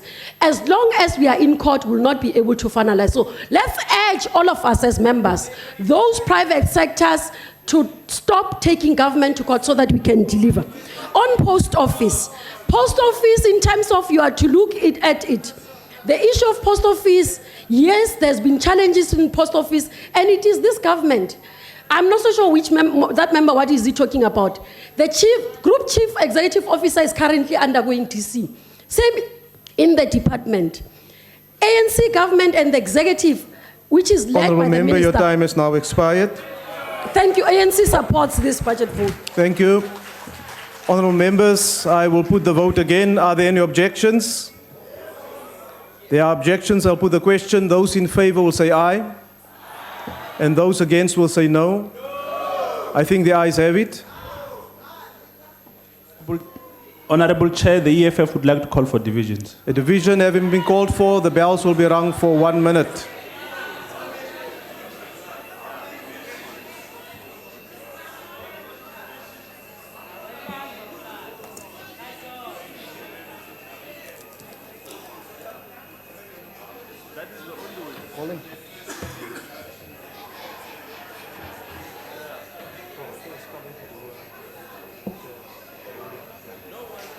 When I start with the last one, and thereafter she will put the schedule, entire schedule.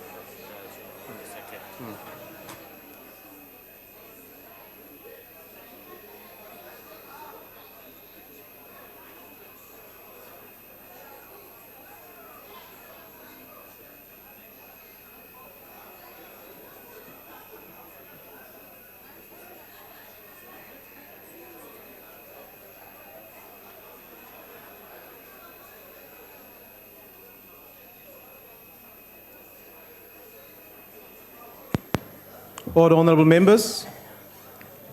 I would like to remind you that you may only vote from your allocated seat. The question before the House is that vote 32, telecommunications and postal services, be agreed to. Are all members in their allocated seats? Yes. Voting will now commence.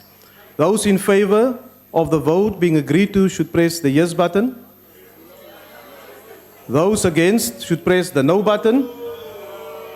And those wishing to abstain should press the abstain button. Have all members voted? The voting session is now closed.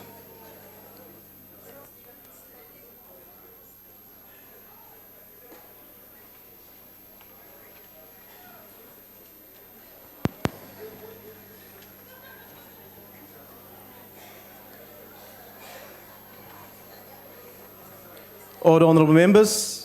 The result of the division is as follows. Those in favour, 199. Those against, 94. And there are no abstentions. The vote is accordingly agreed to.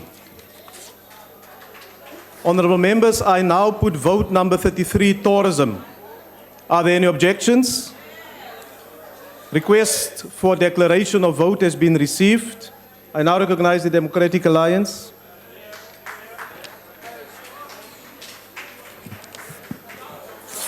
Thank you, Mr. Chairperson. Although tourism in South Africa proves to be very profitable for people in some areas of our nation, there are still many obstacles facing our domestic and our international tourism markets, as both of these markets are in decline. It must be our focus to ensure that tourism profits eventually trickle down to the poor. Now, Mr. Chairman, firstly, the implementation of the new travel and visa regulations for travellers is already proving to be a serious obstacle for people wanting to visit our country. And the impact on our economy is severe, and we have proof of this. Ultimately, the solution is to implement electronic visas and biometrics on arrival, because we need to streamline tourist facilitation to our country. And therefore, we call for a review, or even better, a suspension of these travel regulations, and we require no more double speaking from government on this issue. Let's avoid any further brand damage to our country as a destiny of choice for travel and trade. Secondly, Mr. Chair, the affordability and limited geographic spread are also some of the other negative factors that are impacting on our domestic market. Travel and tourism is simply too expensive for South Africans, and deplorably, there are more than 700 municipal resorts that were identified as underutilized. Really a pity, considering that these resorts are located in various small towns and built with taxpayers' money and are consequently becoming a huge liability for these municipalities. Clearly, Mr. Speaker, there's a lackluster approach to turning around these places, which, if sorted out, could go a long way to boost domestic tourism. Having said this, the DA believes that tourism is critical for the long-term well-being and prosperity of our nation.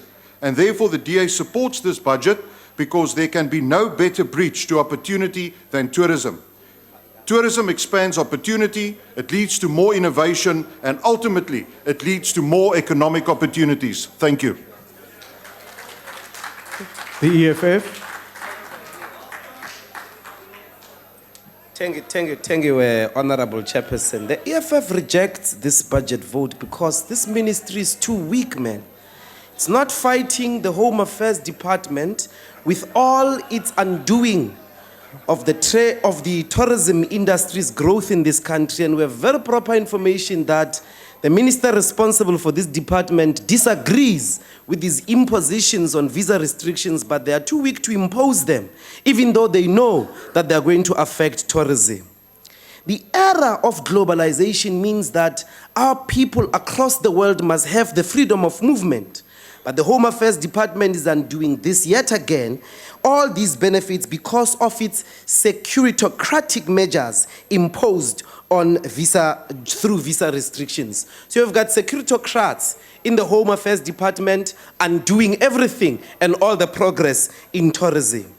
The other crucial matter for why we do not support is that you keep taking tourists to destinations like Kruger National Park. Must rename Kruger National Park. It is named after a colonialist murderer. You are taking our people there to promote white supremacy. Kruger National Park must be renamed, and until so, we're not going to support this budget because it means through it you are taking people to go and celebrate Kruger. Paul Kruger must fall even in the Kruger National Park. I mean, really, 21 years in democracy, you are taking our visitors to Kruger National Park. What a shame. The other question is the workers in the hospitality industry. By the way, they are paid through tips, most of them. And you are silent about that. Most of them are employed through labor brokers. You are silent about that. The EFF cannot support the tourism budget. It is based on a weak department that is saying nothing about the things that are affecting our tourism industry, particularly Honourable Member, your time is now expired. securitization of the Home Affairs Department. Thank you. The IFP. Thank you very much, Honourable Chair. Tourism is in crisis in South Africa because one day some bright spark woke up one morning and decided to impose borderline stupid regulations which have today harmed the industry, to the point that last year the Minister of Tourism and Minister of Home Affairs came to this house and said, no, we've spoken about this and we've arrived at a working conclusion, so there'll be no problems. Fast forward to 2015, the Minister of Tourism is up in arms because tourism is in a crisis. Now, something must be done because government cannot continue speaking from both sides of his mouth. One department says, yes, we're going to have these regulations, tourism on the other side is struggling. Let us look at the bigger picture. The bigger picture is that for so long as these regulations are in place, when have faced job losses, the industry is going to crumble and collapse onto its knees. Air China has already said that they're pulling their flights to South Africa for all sorts of other reasons. So by the time we are through with this problem, South Africa will be in a serious problem. I mean, I think you must wake up and smell the coffee. This is the government. You are struggling on a daily basis to create jobs. The little jobs that are there are being called out by yourselves because you've got incoherent policies and the water is as clear as mud in terms of what it is that you want to do about this. So let us, be sober about these things, and the Minister of Tourism must man up at this point in time for the sake of the industry, for the sake of those people who need jobs, who are desperate on a daily basis to keep their jobs. So speak to your colleagues in Cabinet and stop being afraid of them. Man up for the industry and prove yourself that you are competent for this department. I thank you. Cope.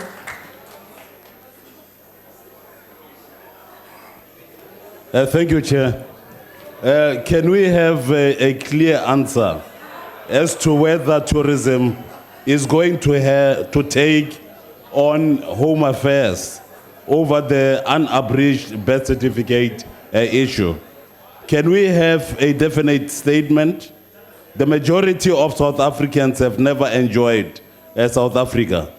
Affordability is a very big issue. COPE urges the department to support the development of special, all-inclusive packages so that many more South Africans can see South Africa also. Concessions on passenger tickets, free passes, and affordable accommodation will encourage tourism like never before. The BBC offers a very valuable footage, travel guides, tips, and articles from experts. The SABC must follow suit. COPE is indeed satisfied that 11 million people are expected to come here as tourists this year and spend 300 billion.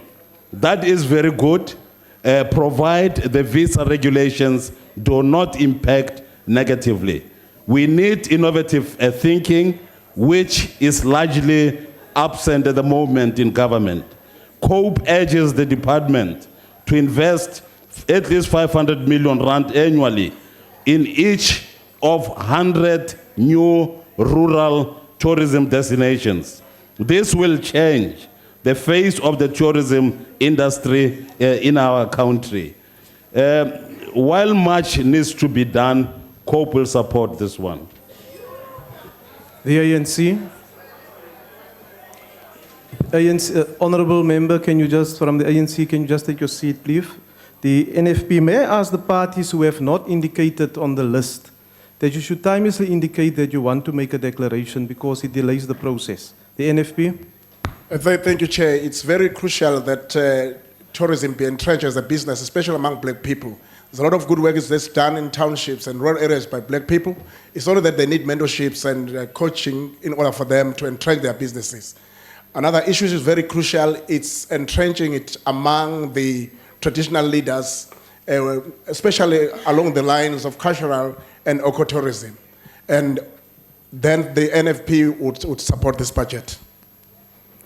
The ANC. Angitibongele lo sesihlalweni.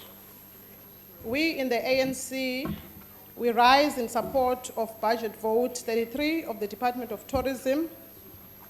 We support this budget because its outcomes speaks to the importance of the brand awareness of South Africa as a tourist destination of choice. It places South Africa amongst the top 20 destinations in the world. This budget also talks to the growth of tourism revenue, contributing positively to the growth of our GDP. It also talks to the growth in domestic tourism, and it also talks to the quality assurance of domestic tourism products and their assurance and their quality and the value of the money that is spent by a tourist. Allow me, Honourable House Chair, to remind us that the budget that we are talking to is appropriated for about 1.5 billion. Despite these limited resources, the Department of Tourism has been able to spend it wisely, and it has adhered to the Treasury regulations and the PFMA. This is reflected on the unqualified audit opinion that this department has received. Moreover, in the same vein, let us congratulate the department because it has been awarded an award from the Auditor General for its adherence to Treasury regulations and spending patterns that are commendable. We are all in agreement, honourable members, that tourism is one of the main job drivers. It creates economic growth, and therefore it is incumbent upon all of us to ensure that tourism does flourish and its potential are maximized to our advantage. Honourable member, your time is now expired. Thank you. Honourable members, I put the vote again. Are there any objections? There are objections. I put the question. Those in favour will say aye. And those against will say no. The ayes have it. We're dividing the house on this one. A division having been called for, the bells will be rung for 1 minute.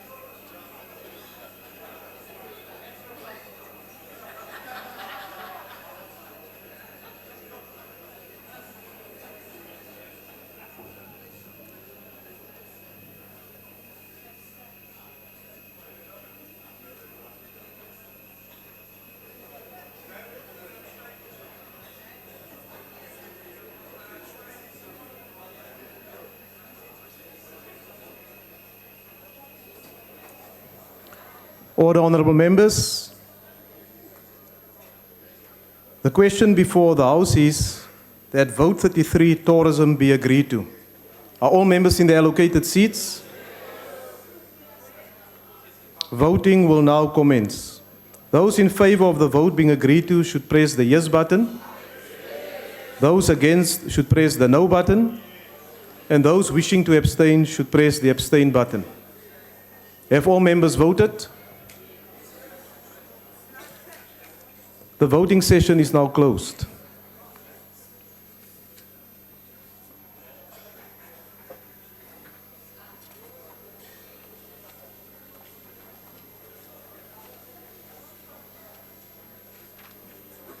Honourable members, the result of the division is as follows. Those in favour 279, those against 12. There's no abstentions and the vote is accordingly agreed to. I now put vote number 34, Trade and Industry. Are there any objections? Requests for declarations have been received. The DA. Thanks, Chairperson. Napoleon said that in politics, stupidity is not a handicap. I would like the Honourable Hadebe to seriously consider that for the rest of this evening. We do not believe that the department is paying sufficient attention to that of promotion of exports as a country. The budget, staffing and infrastructure is simply insufficient to promote exports and create jobs. While on the issue of trade, we've seen how the minister nearly bungled a goer, and if it wasn't for Ambassador Faisal, we might have been in serious trouble. Another area of concern is that of the entities housed under DTI. We've seen the disintegration of the CIPC, with former Commissioner Astrid Luden telling the media how the minister had actually tried to interfere in her work and had taken the side of unions and that not of hers when she was trying to implement major reforms. We've also seen that of the company's tribunal commissioner, who took 180,000 rand and spent it on fruitless and wasteful expenditure. And what did the minister do about it? Absolutely nothing. But we've also seen a perpetual cycle of uncertainty that Minister Davies continues to generate with bad laws, and that being the Investment and Protection of Investment and Promotion Bill and that of the Business Licensing Bill, all doing nothing to create any confidence. And while we're on the issue of FDI confidence, will the department please stop lying to the people of South Africa and telling them how we're rising in the FDI rankings? It's simply not true. We need to read the 2015 report and stop reading the 2014 report. We also can't forget the antics of our swearing, potty-mouthed deputy minister and his continuous travels. We're not sure what he actually achieves in those. But the DA continues to remain gravely concerned over the department's stance on beneficiation, which appears hell-bent on focusing only on price discounts and raw minerals that will only lead to job losses. The DA does not support this budget. Thank you. The EFF.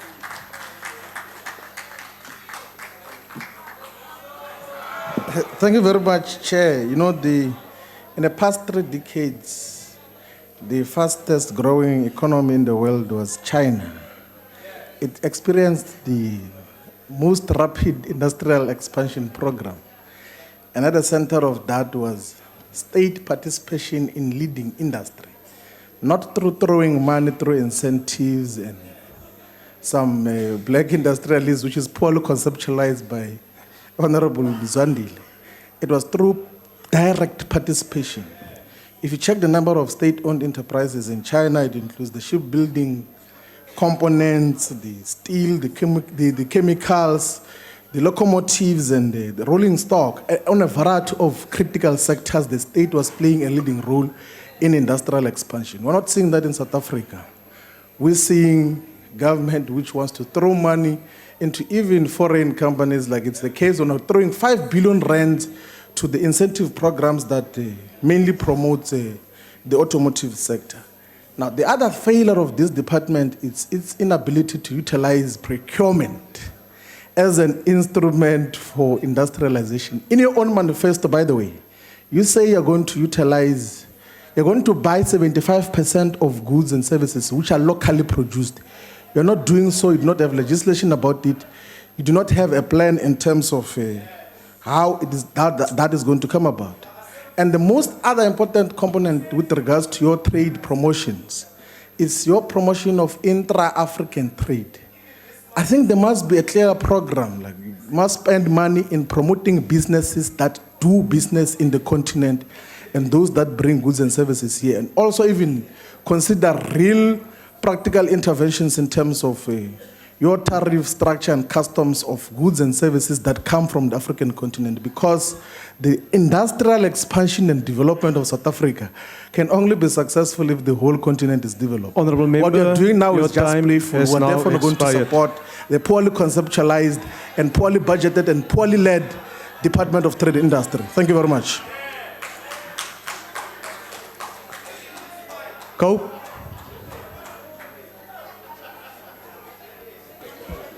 Thank you, Chair. We are stagnating with no meaningful growth in trade or industry. We are failing, I want to emphasize. In 2008, Professor Ricardo Hausman of Harvard University encouraged South Africa to invest in the production of tradable goods to increase our export revenue, stimulate economic growth, and address the high unemployment rate.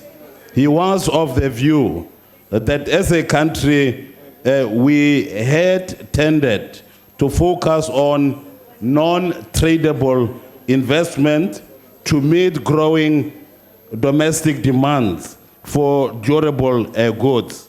In 2008, a panel advocated the development of a new production techniques and products to drive export expansion and attain competitive advantage. The NDP agrees with the panel's recommendations. It emphasizes the role of accelerated, inclusive economic growth that will reduce unemployment and inequality. Without genuinely activating the tradable sector, this goal will remain unrealized. And I want to emphasize that thus far, we have not been able to realize very many issues that have been put there that will be able to take our country forward. Insofar as this particular department is concerned, we therefore cannot agree at the moment with the APC budget. Thank you, House Chair. The APC has consistently stated its position on the central role the state must play in our economy, both from an ideological and a realist point of view. However, we would want to raise a recent issue of the African Growth and Opportunities Act, which was recently concluded in exchange for the import of American poultry into South Africa. We remain skeptical about whether it was in our strategic interest to be included in AGOA at the expense of our own poultry industry. More so that for quite some time we've had a dispute with our comrades from Brazil on the same issue. And now we have succumbed to the Americans. Whether it was through blackmail or through strategic miscalculation, we're not sure. And we understand that this is going to lead to job losses, or actually the destruction of the poultry industry, especially the emerging role players who are now going to be subcontracted to process and package American chicken. The APC will be happy if the minister were to come to the House, make a statement so as to give us more details, and for the House to debate this issue, to check if indeed South Africa's interests were properly safeguarded in this particular interest. Anything with America, one has to be very skeptical about. Thank you. The PAC.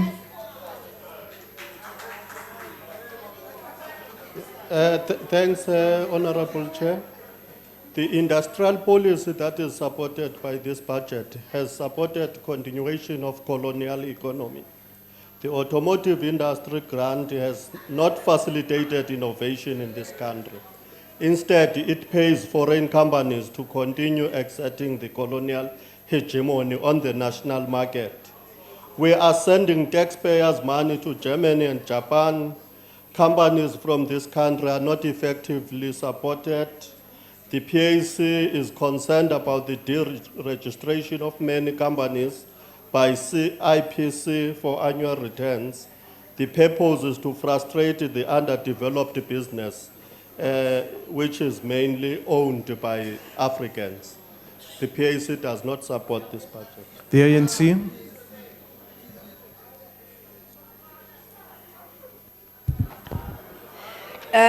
Thank you, Honourable Chairperson. The ANC supports this 9.6 billion budget because it is a productive budget, and I have never heard of any statistician who measures a year after 4 or 6 months. So that's a new one on me. But if I can point out, what are we striving to do? The ANC is moving away from a commodity-driven economy to actually one that is higher up the value chain. We're no longer going to be dictated to by the commodity super cycle. No longer. We are adding value, we are beneficiating it. And recently, the Minerals and Energy have actually made it clear that in this beneficiation strategy of theirs, they are going to be promoting with incentives that we will be contributing to ensure that production plants are next to where they are being mined and not 200 kilometers away or 400. The confidence that foreign direct investors have has gone up to 45%. Well, of course, Order, honourable members. Those who make the most noise, we know how that noise is created. So if we can talk about BBBEE, Honourable Chairperson, this ANC government is determined to drive radical economic transformation using localization and procurement. We saw this recently in the long-term loan that China gave us, 30 billion. And in fact, it was JP Morgan who said, there's confidence for you, a long-term loan. Building more than so many locomotives. Honourable member, your time has now expired. Yes. Well, they don't want to hear the good news, do they? Thank you. Thank you. Order, honourable members. I put the vote again. Are there any objections? There are objections. I put the question. Those in favour will say aye. And those against will say no. The ayes have it.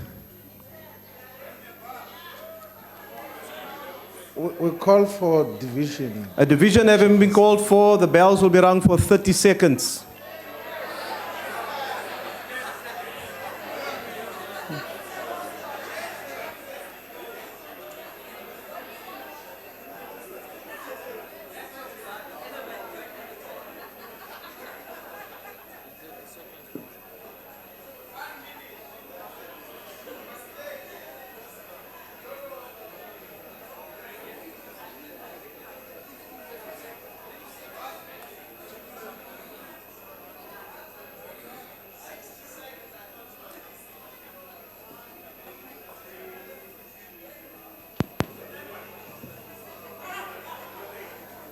Order, honourable members. The question before the House is that vote 34, trade and industry, be agreed to. Are all members in their allocated seats? Voting will now commence. Those in favour of the vote being agreed to should press the yes button. Those against should press the no button. And those wishing to abstain should press the abstain button. Have all members voted? The voting session is now closed.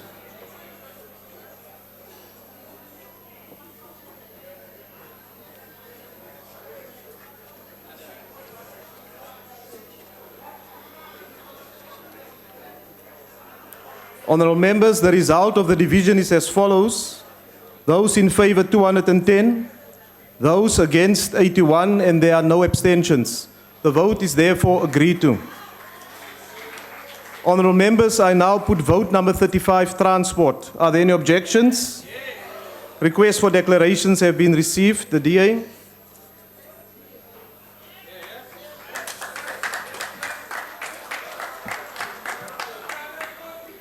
Speaker, the recent opportunity by the governing party to completely scrap the e-toll system, which the majority of the public overwhelmingly have called for, sets the tone for this budget consideration.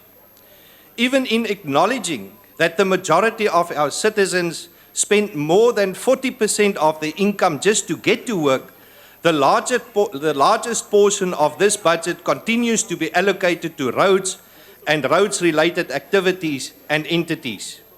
Larger portions of the budget need to go to rail development, which should be the backbone of the public transport system. Proven programs that reduce road crashes are ignored and substituted with sloppy campaigns in an attempt to curb the shocking ongoing road carnage. Media headlines on the PRASA, Probida, Inatis, Tasima, RAF, Sanral and RTMC and other embarrassments are illustrative of the general lack and reckless regard for administrative discipline and accounting principles. Speaker, since we in the DA measure the success of service delivery towards citizens based on the values of freedom, fairness and opportunity, we cannot support this budget vote. The EFF.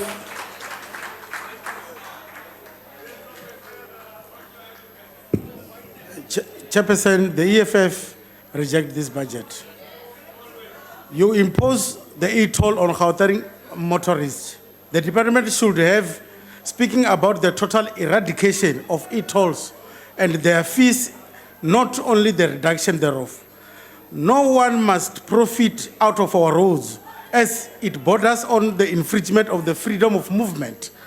E-tolls are modern days passes and should be removed immediately. Usika zvino dzibhadha dzacho 50% yadzo ndidzine dzavana dzigonthiri. Mara 30% yadzibhadha idzi dzinovana dzigonthiri dzina madhindi hothe Limpopo ndi potholes hothe.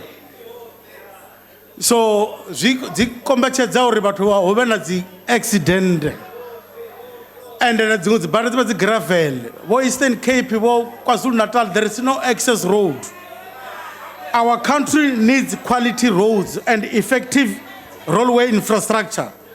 Families are being evicted for the sake of the BRT system, and the solution that come at the expense of the poor life of the people are not even worth than the paper they are written on. Domestic airlines dzacho apa adzikova dzavudi mara department iko kupedza 2 billion urenga dzi aircraft dza expensive dza president katina na dzi minister zvoralo rine rikori ariko tanganedze budget nda. The IFP.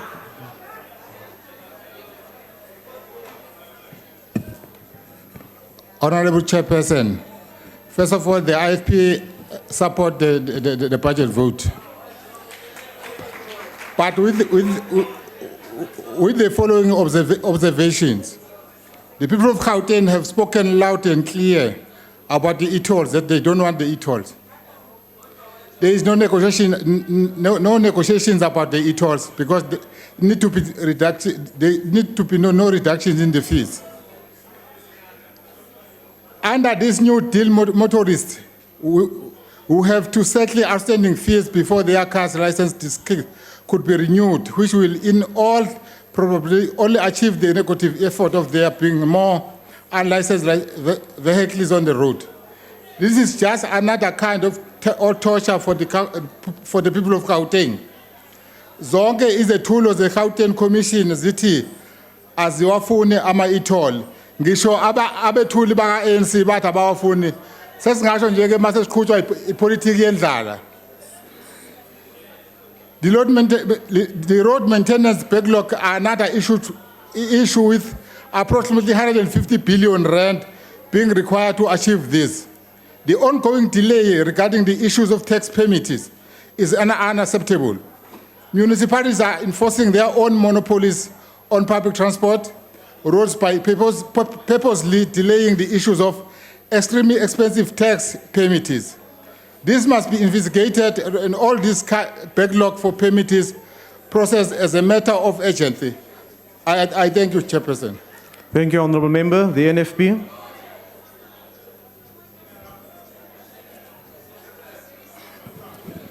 Honourable Chairperson, the NFP laments the state of transport in South Africa. Our public transport, with its heavy reliance on minibus taxis, unacceptable high rate of road accident deaths, and overall deterioration of our roads network are all issues which give rise to concern.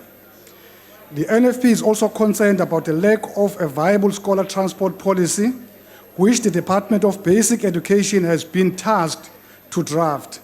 This draft policy has been delayed, and it is evident that the Department of Transport had not made any meaningful input in the formulation of it, as was expected of it. We would also, in addition to the concerns we have raised, like to see the Department of Transport Order, honourable members, you are conversing too loud. Innovative ways to increase the use of our rail infrastructure to promote rail freight, and in doing so, alleviate the pressure of large trucks on our roads and the damage these vehicles do to the road's surfaces. The NFP support the budget. I thank you. Go. Thank you. Ramifications to the road transportation industry are massive. COPE is very dissatisfied with the whole e-tolling saga, as well as Sandral's refusal to disclose tolling details both throughout the country and in the Western Cape here in particular. Government cannot have petrol levies and tolls at the same time. That is double taxation, and as such, it is a tyranny. The second point I wish to raise is that of freight on our roads. For years, we have had promises of rail haulage coming to the fore in order to shift the balance from road to rail. When are we going to see results in this regard?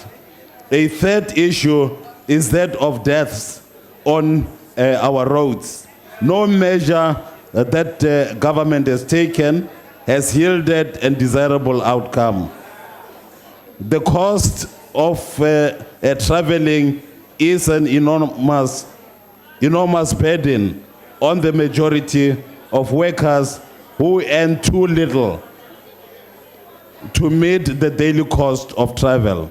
Many workers pay up to 20% of their wages on taxi fares, but at the same time they are forced to pay at the toll gates. Our roads are not being properly managed, and too much freight is going on when we talk about the roads. There's a great deal of failure, Chair, and Honourable Member, we your can't time has support expired. this. The Thank APC. you. Thank you, House Chairperson. Three issues. Firstly, it is the issue of road accidents. We would want to encourage the department to invigorate its campaign of awareness, which we acknowledge cannot be fulfilled by the department alone. It's a responsibility for all of us, because road accidents not only cost us lives, it also costs the economy. The continued increase in the road accident fund levy increases the price of petrol, which in turn affects everything else in the value chain. We are also concerned about reports about the poor management of or the state of the finances in the road accident fund, which in the past has had problems. It was sorted out. We thought it was fixed, it was going to be sustained, but it does appear that there are challenges once again. Secondly, we are satisfied that the Prodiba contract issue has finally come to an end. It is an issue that Parliament has had to engage in over a period of time, and we are not convinced that it was being handled in a proper way. Lastly, Chair, it is the issue of public transport. The majority of our people, as we know, use taxis for their travels. But the sense of the APC, it's almost as if the state is out there to emasculate the taxis, because everywhere you travel, if you find traffic cops, they are there waiting for taxi drivers. But hardly do you find buses having been stopped. And yet, if you drive down Moloto Road from Pretoria to Mpumalanga, you are most likely to find a Patco bus stuck somewhere. And these buses are being subsidized by government. And yet, minibus taxis... Honourable Member, your time has now expired. The ANC. Thank you very much, Chairperson. Listening is a skill. The Deputy President this afternoon indicated that with the e-tolls, buses and taxis are exempted. So I think the leader of COPE should learn to listen and listen attentively. Honorable members, having said that, the ANC supports this budget because it is a tool that will be used for infrastructure development as we are moving South Africa forward. The department, through a number of state-owned enterprises, is able to do a good work. And we want to applaud South African Civil Aviation Authority, ATNS, that have won international awards to show that siyaqhuba. I also want to indicate that through PRASA and SANRAL, Moloto Rail and Moloto Road will be developed in this financial year. Money has been put forward. So it's not just talk, but we walk the talk. The ANC is proud that as we are talking, the Minister of Transport in the Republic of South Africa has been given the confidence and the vote of confidence that we must develop coaches and locomotives for SADC region so that we can be able to take South Africa forward, but also move Africa to the next level. So that is why Transnet has been given, has worked with China for an amount of 30 billion, which actually will be invested into doing that. Supporting this budget vote, we are saying that public transport... Honourable Member, your time is now expired. There's another the request. ANC support the budget vote. There's another request for a declaration, the UDM. Thank you, Chair. In support of the budget, we wish to draw the attention of the department to the following factors. Transport economics. Strongly suggest that transport economics be stressed and such that there are more blacks who are into it. That will stretch the value chain vertically as well as horizontally, and they can be in better control of the industry. The rail link between Mthatha and Durban is critical. The effect thereof is that the road link between these two cities will have less to carry and the goods will get to Mthatha and the whole of the upper part of Old Transkei at a much lesser cost than is happening at the moment. And thirdly, transformation in this sector needs to be driven by empowering the intended beneficiaries. Other factor that is impacting on our lives is the issue of the rampant bribery for people to get licenses. You see people, who drive as if they have never been tested at all. And I must say that I've discussed the matter with the Deputy Minister for Transport before, and plans need to be put in place in order to lessen this. Our roads continue to be very, very unsafe as a result of people who just bribe their way to getting their driver's licenses. I thank you. Thank you, Honourable Member. Honourable Members, that concludes. Yes. Well, on the budget vote number 35, we have not had any contribution from Agang. I propose they be released from the House. I think since yesterday, Agang has not said anything. Honourable Ndlozi. Opposed declaration. Really, the public funds are being wasted. Honourable Ndlozi. I think we must release members of Agang to go home. They have the right to remain silent. And they're exercising that right. Point of order, Chairperson. No, Honourable Member. Point of order. If you wanted to make a declaration, you could have done so. What is your point of order? I don't want to make a declaration. What is your point of order then? I propose that Honourable Ndlozi. I'm not asking for proposals. He must join generation. I think he will be better. No, Honourable Member, you are out of order as well. Honourable Members, I put the question and I put the vote again. Are there any objections? Order, there are objections. I put the question. Those in favour will say aye. And those against will say no. The ayes have it. House Chairperson, the Democratic Alliance calls for a division. A division having been called for, the bells will be rung for 30 seconds.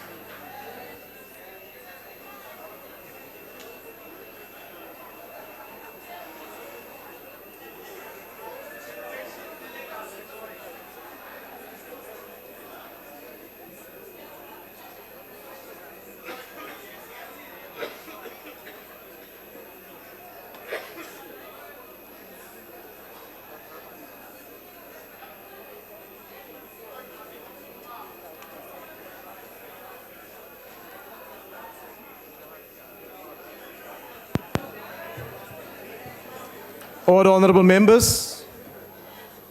Order. The question before the House is that vote 35 transport be agreed to. Order. Are all members in their allocated seats? Voting will now commence. Those in favour of the vote being agreed to should press the yes button. Those against should press the no button. And those wishing to abstain should press the abstain button. Have all members voted? The voting session is now closed.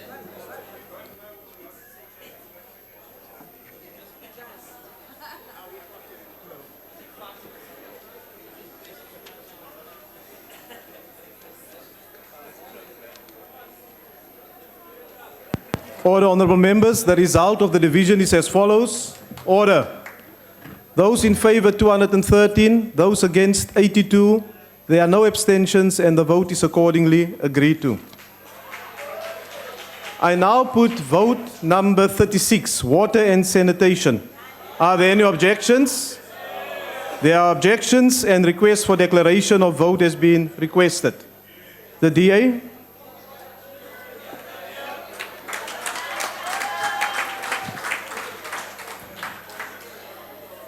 Underperformance, inadequate oversight, under-expenditure, lack of capacity, irregularities in awarding of contracts. None of these bring dignity to our people. For this reason, the DA cannot support this budget. Bucket toilet eradication is a target that this department has consistently missed.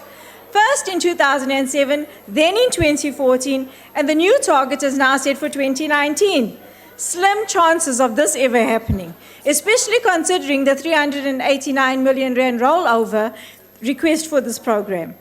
For the past year, department reports tell us that there are 88,000 bucket toilets still in existence. Last month, the minister told us there were 27,000. Yesterday, responses to written questions told us that there are 58,000. This morning, the department tells us that they are still verifying the location and the number. Who are we to believe? Who are we to trust? Skills shortage is another headache that plagues this department, with the Learning Academy being underfunded, hence the large vacancy rate that we have in the country. Severe water pollution is pushing up the cost of cleansing our water, and yet there is no strategy in place to deal with this pollution. The consumers must just pay more for our water. Honourable Chair, a shift of funds will not assist Vote 36 in achieving its objectives. Clearly, a shift of votes in the direction of the DA is the only hope. Siyeza 2016. DA Iyeza. The EFF.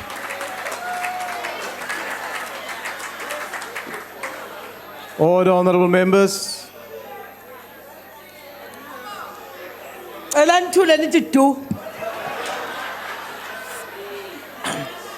Ayike asisupport nje le budget engakwa lomnyango ngoba uyehluleka ukunikeza abantu amanzi emuthuhlungu umphakathi wakhona uze wangena emgwaqweni ufuna amanzi nalapho wanikezwa amanzi angcolile ngicela ulalele nje lo minister Eastern Cape umphakathi wakhona usuneminyaka emithathu amanzi abawazi kwamaphumulo ekuthandaneni ingane zakhona ezifundayo amanzi azinawo zoze ilindele ukuthi inkomo zikamangamela uZuma zisuthe amanzi then bese kuza amanzi kuzona lezi ndawo ezintathu zikhombisa ngokusobala ukuthi ezinye ngihlezi ngikhala ngazo mina ngokwami bengithi uminister ngoba ukhombisa ngempela ukuthi akanankinga nabantu into ayaziyo kuphela ukuzovikela umangameli umsholozi la ngaphakathi ukuthi angaphenywa indaba yenkandla lapha yana ngaleyo ndlela besizocela ukuthi silomphakathi akawucabangela umphakathi amanzi uminister ufakazi nangiphambi kwakhe abantu abanawo amanzi lezi ndawo ngibalayo zintsha kwena asikhuluma indaba kaHSA ngayilo ndlela asiyiboni le budget ukuthi ifanele ngani yekubantu so ivumela le budget ngesikhathi sesiboni yakubantu sikhathela abantu bezoshaya itoyitoyi bese nibahubha ngamaphoyisa ngapha nithi bashayelana amatoyitoyi bebebelela amalungelo abo exactly njengohulumeni wakudala nina seni west Honourable member, your time is now expired. This is a time EFF isikhona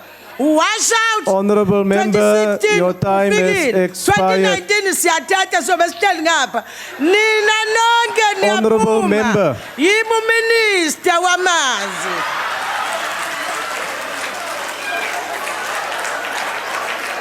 Order, honourable members. The IFP. Order, honourable members. Order, honourable members. Honourable Chairperson. Honourable Ponchana, can you just sit down, please? Honourable members.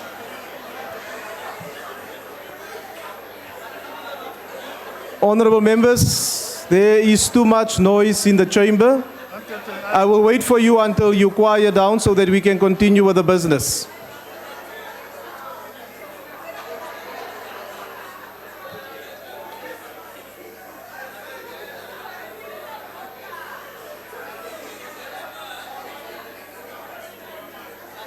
Honourable Ponchane. Thank you, House Chairperson. For practical reasons, the IFP supports Vote 36. But beyond that support, what more should I say other than what I've said in the committees, during the budget vote debate? You know, our leader, umolwethu uvamise ukuchaza ukuthi i-madness yini, insanity, doing things on the same way, but expecting different results. Now, we have spoken about so many things when the minister and the deputy minister are at our meetings.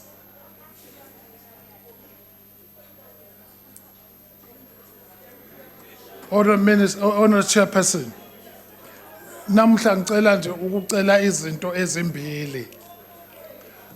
Ngebhadi iCommunist lami lapha nalikho umhlonishwa uManamela osebe olapha ofisini kaMengameli. Bengizocela into ezimbili. Okokuqala ukuthi asicelele laphana kuminister ngenkathi enza umsebenzi wakhe we-monitoring ne-evaluation.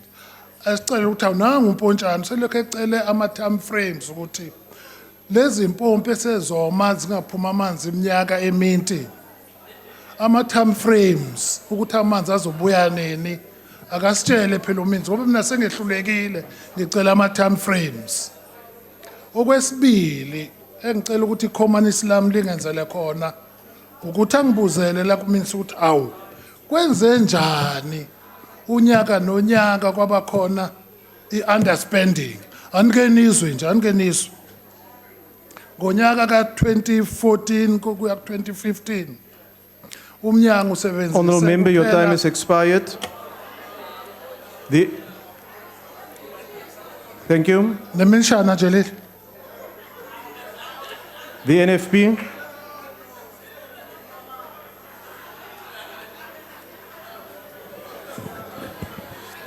Order, honourable members. Honourable Chairperson, inasmuch as the NFP support the budget for Transport Department, as we did in our portfolio committee, the NFP is on record expressing an alarm at the looming waste water shortage which our country might well face by 2020, and which experts believe might eclipse the current energy crisis in its magnitude and impact. People can still survive without electricity, but not without water. In the absence of building new dams, we believe that the Department of Water and Sanitation is not investing enough of its resources in maintenance of existing infrastructure, neither is it making any visible and viable effort to involve communities in water management of our existing water resources.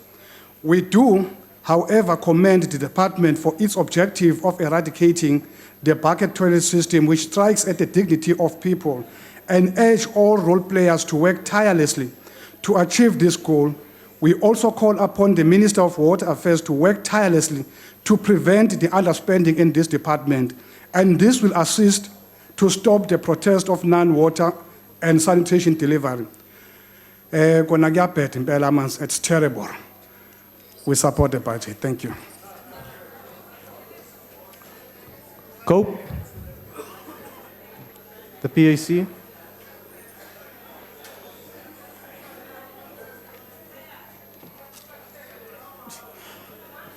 Yeah, the PAC does not support this budget. Our people in Northwest, having been protesting for years, now without anyone listening or resolving the water problems, the PAC does not accept the excuses that those incidents are the fault of municipality. We state further that the public taxes are misused by paying scams of water delivery companies. Furthermore, the PAC has noted with pleasure the expansion of driving water to rural communities, but there is no movement in providing water for food production. Sanitation remains a nightmare in rural areas, compounded by the ever promise of elimination of bucket toilets in the African suburbs. So that is why even the PAC in the Buffalo City, I think there was a march last week on the 3rd for the same problem. The IPC. Thank you, House Chairperson. In terms of configuration, the department is new, but it deals with old problems. Problem of sanitation, which affects primarily poor communities in the slums and rural areas. We support the noble objective of eradicating the dehumanizing bucket system. However, our concern is the fact that I think 2006, President Mbeki, there during the State of the Nation address, declared that the bucket system was going to be eradicated.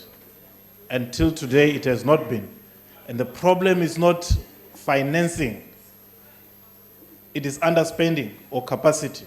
So we would like to urge that we need to ensure that there is capacity so that our people can be taken off this system. Secondly, the issue of water provision. We understand South Africa is a water scarce country, but we in the APC do not think that the department, as well as municipalities, are doing enough to educate our people about the importance of conserving water, the little that is able to reach people. We think more needs to be done to educate people that water does not just come out of a tap. There is a long process and there's a lot of money involved to take water from a river to their doorsteps. The APC supports the budget. The ANC. Thank you, Chair.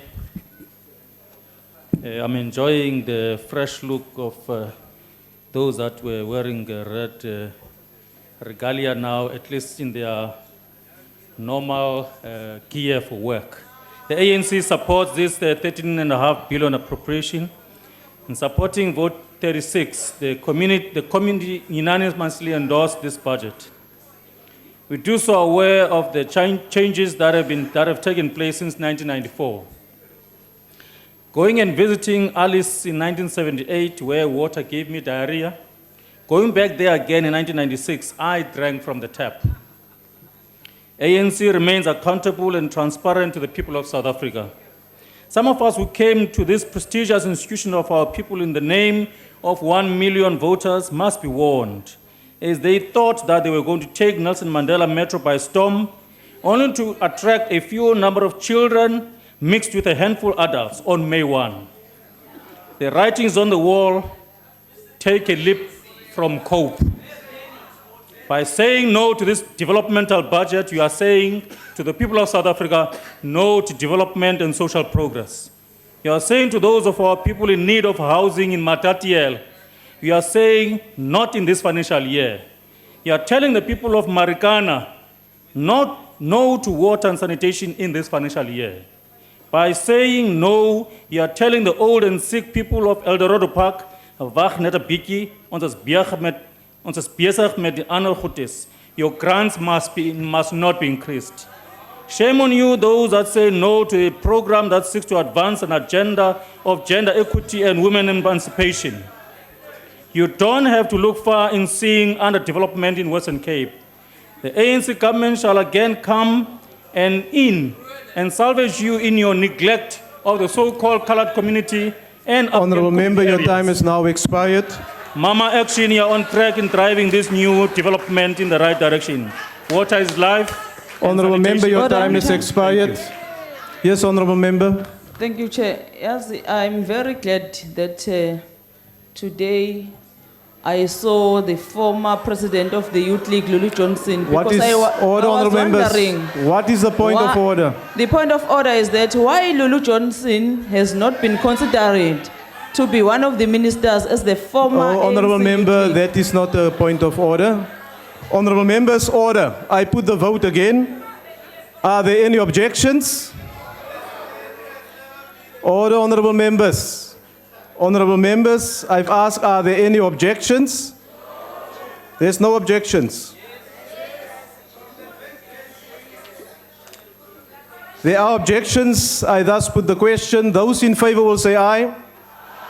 And those against will say no. The ayes have it. House Chairperson, the Democratic Alliance calls for a division. A division having been called for, the bells will be Division. rung for 30 seconds. It's noted, Mama. Yeah.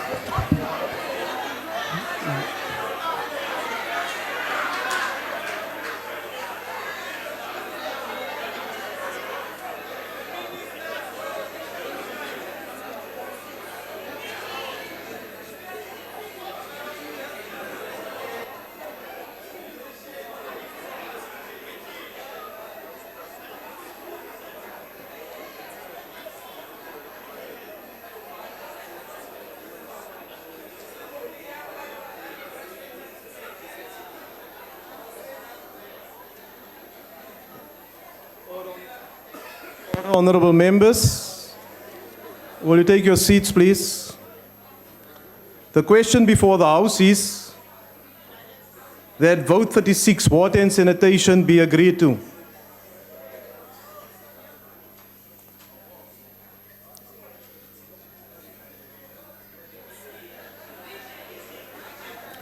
Order, honorable members. The question before the House is that vote 36, water and sanitation, be agreed to. Are all members now in their allocated seats? Voting will now commence.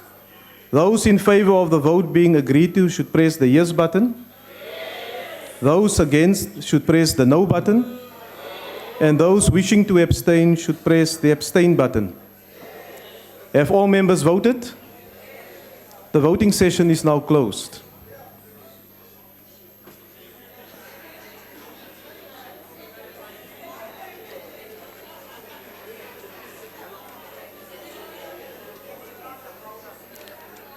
Honorable members, the outcome of the division is as follows. Those in favor 213, those against 84. There are no abstentions and the vote is accordingly agreed to. I now put vote number 37, arts and culture.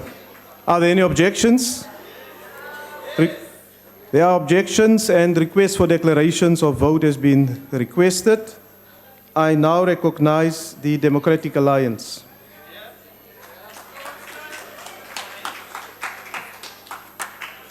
Thank you, House Chair. Honorable House Chair, the DA is very much concerned with the way some entities are being managed by this department. We want the Minister to bring order and synergy to the entities that fall under the department with specific reference to PENSALP, National Language Services, and the Linguistic Rights Unit. Get the department's financial management up to scratch, articulate a clear strategy to advance the arts in South Africa. Stop employing cadres who know little. We can create a better South Africa through arts. I thank you, Chair. The EFF. Thank you, Honorable Chairperson. We reject this budget because the Minister has not... Order, honorable members. ...in unleashing the artistic, literary and cultural creativity and voice of the African child. There is no plan to deliver the enslavement of thousands of music artists from the exploitation of record companies that use their talents and leave them poor and in emotional distress.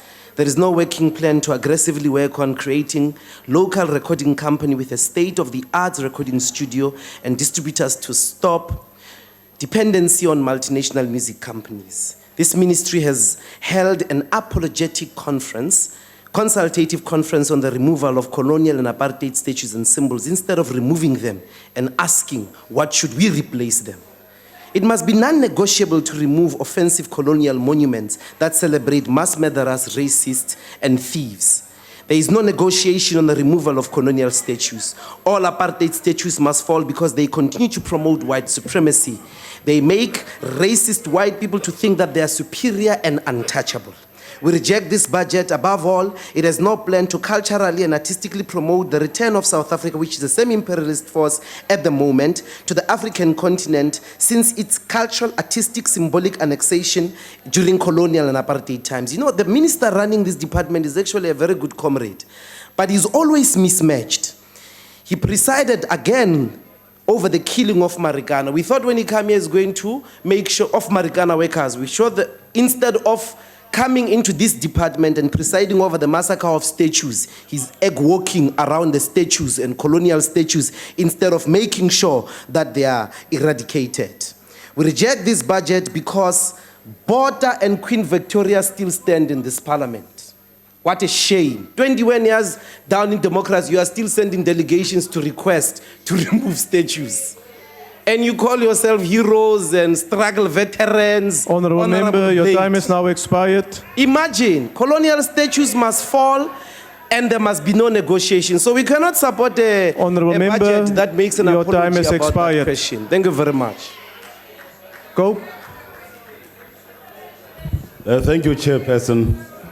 The 4 billion rand that the department has must generate positive and significant spillover effects in the economy. COPE wishes to see government converting discarded buildings into workshops for unique arts and crafts. We must emulate Ouagadougou, for example, in Burkina Faso, and create manufacturing hubs for creative and skilled families. The department must indeed bring best practices from elsewhere in the world to develop the South African arts, culture, and heritage to sustain a socially cohesive and democratic nation. The department, through the South African Heritage Resource Agency, must proactively declare protected areas. Developers must not be required to do the heritage exercise. This is a stifling development. COPE wants the process reversed. According to a day news in Miami, for example, many cities of the world, I quote, are transforming into baskets and melting pots of culture. Now we too want to see culturally and racially diverse people creating new and integrated core communities in our cities. Now, although much remains to be done, I want to say that COPE will support this one. The NFP. Thank you, Chair. We have got three fundamental things that we want to bring to the fore. Number one, the department must take strides to ensure that talent is unearthed, talent is developed, and so that many of our artists benefit from their talent. And also, the NFP is worried that most of our musicians die as paupers. I think the department must enforce legislation so that our musicians benefit from their music, so that they don't die in despair, they don't die as paupers. Secondly, when you go to areas like Umsinga Nongwaya, for instance, you'll find people in those rural areas who are very talented. The department must take strides to ensure that those people are developed, their talent is unearthed, they are able to fend themselves using their talent. Lastly, we have consultants who are benefiting from the talents of our musicians, and the department must enforce legislation because these consultants are masquerading as project managers. At the end of the day, musicians and other artists benefit nothing from that. These are the concerns that we want to bring to the fore as the NFP. Having said that, we'll support the budget. The UDM. Thank you, Chair. Even as one might be tempted to say, let the statues fall, one needs to ask oneself, whose culture is it to recognize people through statues? And when you answer that question, you need to ask yourself the question once more, to say, whose values will those people be represented? Will it be values of a given political party, or will it be truly values of the whole nation? History tends to repeat itself. What is happening now, those who put those statues never foresaw that there could be a change of government leading to the fall of the statues. So we need to think carefully about how we get them down and out. Thank you. The APC. Thank you, House Chairperson. The APC will support this budget. However, I want to ask the question, which culture, whose culture? It was the Jamaican and great Pan-Africanist, the Honorable Marcus Mosiah Garvey, who said that a people without a knowledge of their past history and culture are like a tree without roots. And today in our country, the indigents, who constitute 80% of this population, are a cultural minority. Why? Because colonialism was not only satisfied with political subjugation and economic exploitation, but with the distortion of the history and the culture of the oppressed. Beyond 1994, to what extent have we consciously sought to project the African personality, as Nkrumah said, to ensure that the culture of the majority is not merely tolerated and taken as a poor cousin of the norms and values that inform our society. So as the APC, we want to stress that maybe the question is, beyond 94, was it Africanism or non-racialism? Is there a contradiction between Africanism and non-racialism? We think not. Non-racialism has been an integral part of the way of life of the African people, as the colonialists themselves have experienced. Whenever they came to Africa, they were never enslaved, they were never thrown out, they were never ill-treated, they were welcomed. So we believe as the APC that liberation that does not restore the depersonalized nature of the African people will not be complete. We'll have political rights, but who are we? Emancipate yourselves from mental slavery. None but ourselves. Honourable Member, can your free our time has minds. now expired. Thank you. The PAC.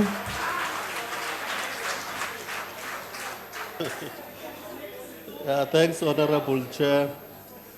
The PAC supported this budget, but with concerns, of course. The South African history tells a story that the apartheid was declared a crime against humanity, whilst its perpetrators are still being celebrated by statues, roads and city names, and then we are saying there cannot be a crime without a criminal. Its department should respect and uphold its mandate. Their actions are denying the youth to understand the truth. If you distort the truth like the racist regime used to do, then you are misleading them. Its distortion, I'm still saying it is tantamount to treason. On the 16th of June, we will be celebrating and we call it Youth Day. And I don't understand why it is dedicated to youth, because Uncle Zeph, the second president of the PAC, agitated his students to fight against the Bantu education and Africans, because they wanted to use Africans as a medium of. So we must tell the truth that it is not a youth day. It should be linked to students. Thank you very much. This is a free lecture again. The ANC. Siyabulela sihlalo obekekileyo. Zisuka nje masitsho ukuba i-African National Congress yaluxhasa oluhlahlo lwabiwo mali. Eli sebe njengoko sihlala sisitsho linikwe uxanduva olungumangaliso. Uxanduva lokubuyisa ubuntu bethu. Uxanduva lokubuyisa inkcubeko eyahluthwayo ngolunya kuthi. Lento ke ayisoze ikwazi kwenzeka xa abantu bengasebenzisani. Yiyo lonto isebe eli lithatha imigomo kwinkqubo yophuhliso kazwelonke ku-chapter 15 i-National Development Plan leyo, apho kuthethwa ngenguqu ekuhlaleni, transforming society and uniting the country. Ngumsebenzi onzima ke lo, kuba kaloku kukho abantu abamntla-ntlumbini. Uhlobo lokuqala labantu abazibona bona bengabantu ababhetere, kubekho uhlobo lwabantu bona abazibona bengenanto. Ithethe into yoba isebe malidibanise ezintlantlu zoluntu. Ezinto zithethwa apha ziyinyaniso, zithethwe zizo zonke iipati ebezithetha apha, zento yoba kukhona ubunzima esebeni. Ii-entities ezilawulwa lisebe ziliqela. Loo nto ke isebe siyikomiti silixelele into yoba malibe ngathi liyagxila ukujonga ii-entities, kuba kaloku uhlahlo lwabiwo mali oluninzi lubheka kulo. Honourable Member, your time has now expired. Sayixhasa ibudget.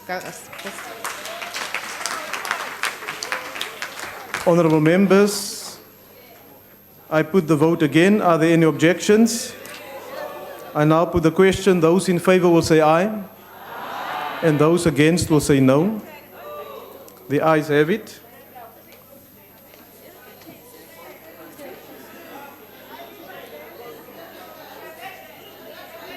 We're working tonight, Honorable Chairperson. So we'll call for a division. The division having been called, the bells will Must be rung work. for 30 seconds.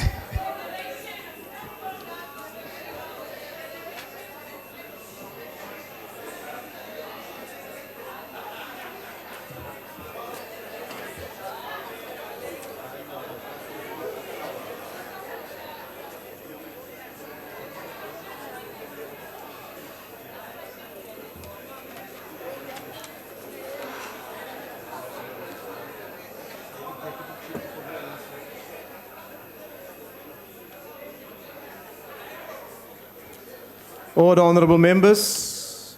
The question before the House is that vote 37, arts and culture, be agreed to.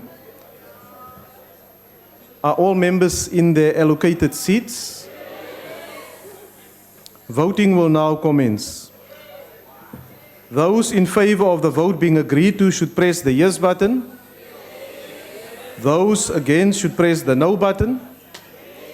And those wishing to abstain should press the abstain button. Have all members voted? The voting session is now closed.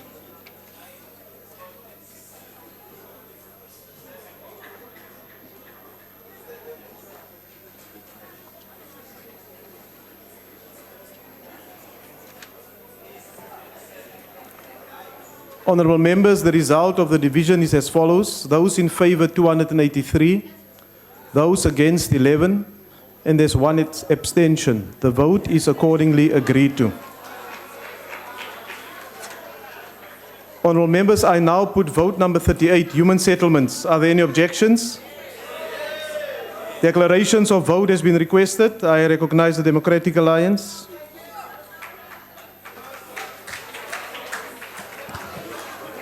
Na khensa mtshama xitulu vahlonipheki va huvo ni twa van'wanyana va ku hi vulavula Xitsonga phela hina van'wanyana.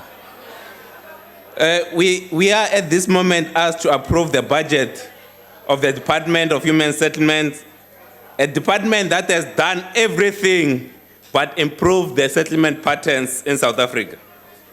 Chairperson, approving this budget will mean, one, the people in informal settlements will continue living in the same conditions without proper services being installed. Two, provinces like Free State will continue spending 1.4 million rands to build one emergency house without any consequences. Number three, millions and millions of rands will continue to be spent on fixing shortly built houses in the name of rectification. Number four, municipalities like Johannesburg and Tshwane, Honorable Masondo, you know this very well, will continue to underspend their USDG budget meant for informal settlement upgrades, and subsidy houses will continue to be built far away from economic centers, thus entrenching apartheid spatial patterns. And number six, the houses built as part of your hostel upgrades will continue to stand empty for more than 8 years, like those in Soweto and Kagiso. They have been standing empty, Honorable Mkonyane, Honorable Mashatile, Honorable Masondo, and Honorable Memezi. It will mean, approving this budget will mean that RDP housing recipients will continue to be locked in for 8 years before they can sell their houses. Honorable members, I have to say that I cannot, with a clear conscience, support this budget. The South African people deserve far much better Honorable than member, this. your time has expired. As a GA, we reject this budget. The EFF.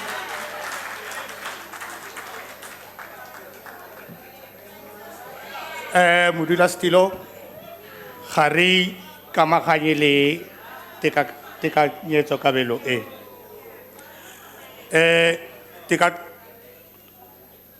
Tika Nyo Cabello, Yabu Haring.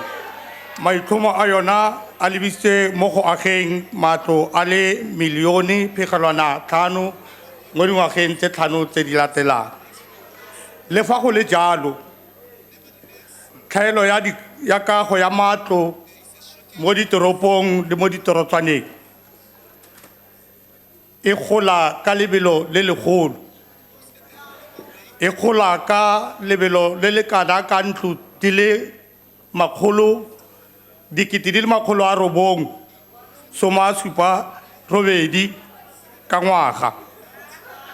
Se se raya gore le fa go agiwa dintlo di le milione phegelwana tlhano mo dingwageng tse tlhano tse di tlang, batho ba rona ba tlabe ba tlhaela, baagi ba rona ba tlabe ba sena dintlo ba ba kana ka milione le go feta. Puso ya ANC go tloga ka ngwaga wa 1994 e kaya e agile matlo a dimilione di le 4, mo bonneteng ke dintlo di le milione tse 2 le dikete di le 835 fela tsa ba di fitlheletseng. Mme go tlhabolotswe dintlo di le dikete di le 903 fela tse di nang le metsi, kgelelo ya leswe le motlakase. Honorable member, your time has now expired. I've got four seconds. No. Rona ga re supporte budget e ya dinoga tse di robetseng. The IFP.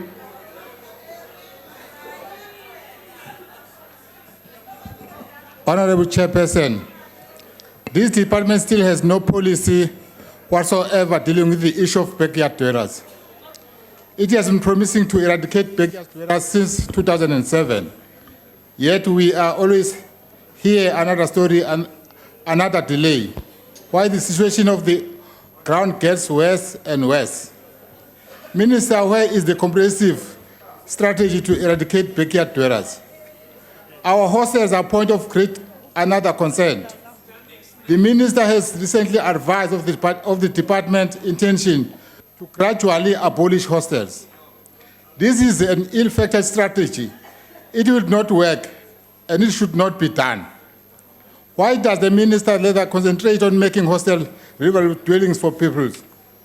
Hostels such as Dube, Mzimhlope, Kagiso, Jabulani, Deep Kloof have been under construction for more than 10 years. Yet there have been no allocations. In Kagiso hostel, for example, 11 people have died while living in temporary structures. Since 2005, people have been promised that they have been allocated to their original hostel, but up until today, nothing has been done. The latest development of abolishing hostel is just an attempt to cover up government failings. The NFP.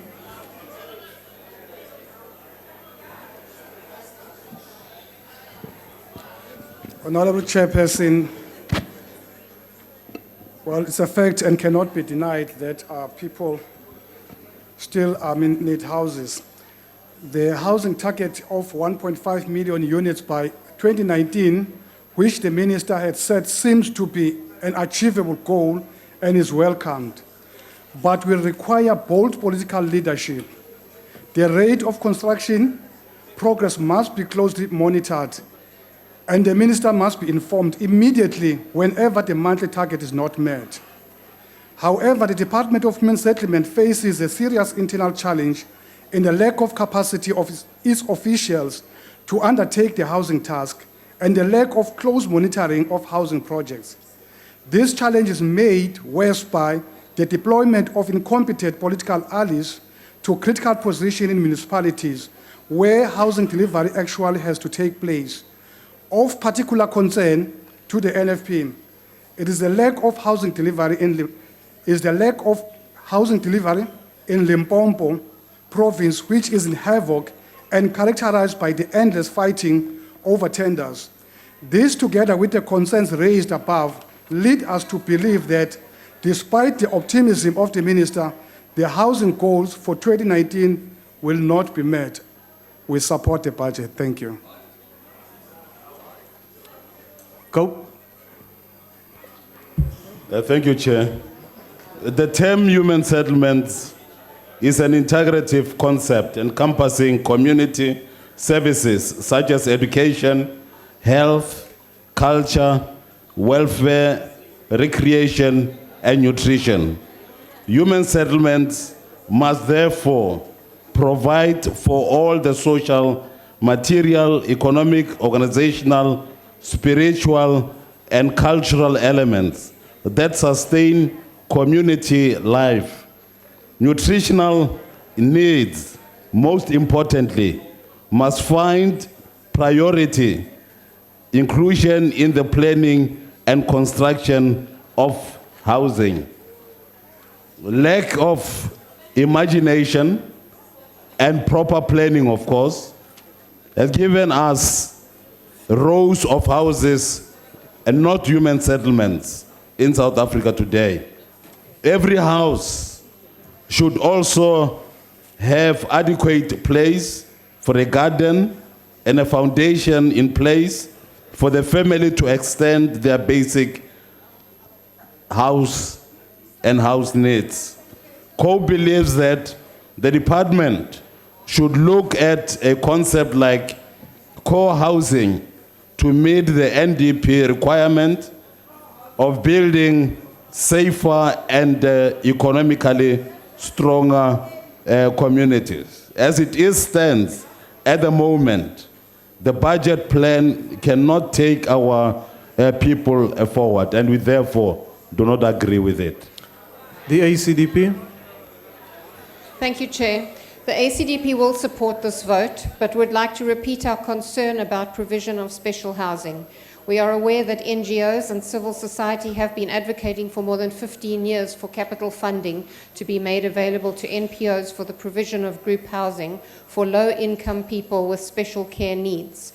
The draft and financial model for the Special Housing Needs Policy Program that was finalized early this year, which includes foster care homes, homes for elderly people and people with disabilities, shelters for victims of abuse and the homeless, was enthusiastically received by relevant departments, NGOs, CSOs and beneficiaries. It is our understanding that the DHS is constitutionally required to implement housing programs and make capital funding available for special housing needs. The department is also by far the best equipped to manage such a program. Stakeholders are eager for things to move forward at a far greater pace so that the desperate people they work with daily who are fending for themselves in unsuitable conditions can at last access state housing assistance via NPOs. Thank you.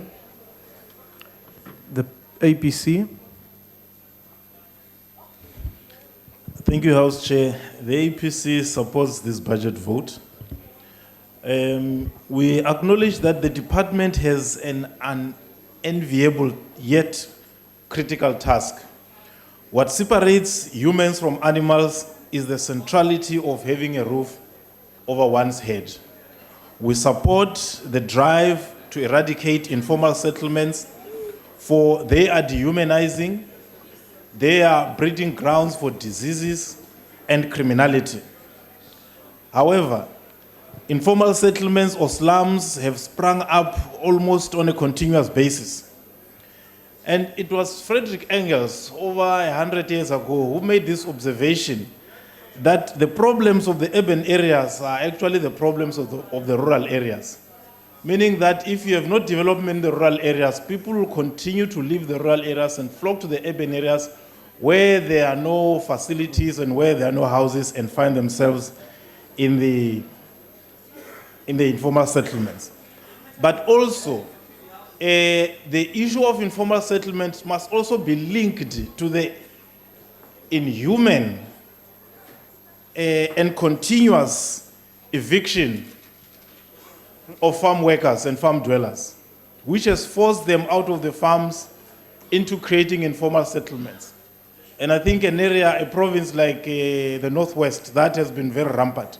So when we deal with informal settlement, we also have to look at what are the causative factors beyond the generality of lack of progress in the rural areas, but also the role that eviction of our people in the farms have played. Lastly, we want to also register our concern about the eviction of people in the inner cities, especially in Johannesburg, where it is almost like the law of the jungle. Our people are on their own, and especially rampant evictions during winter. Honourable Member, your time has now expired. The PAC.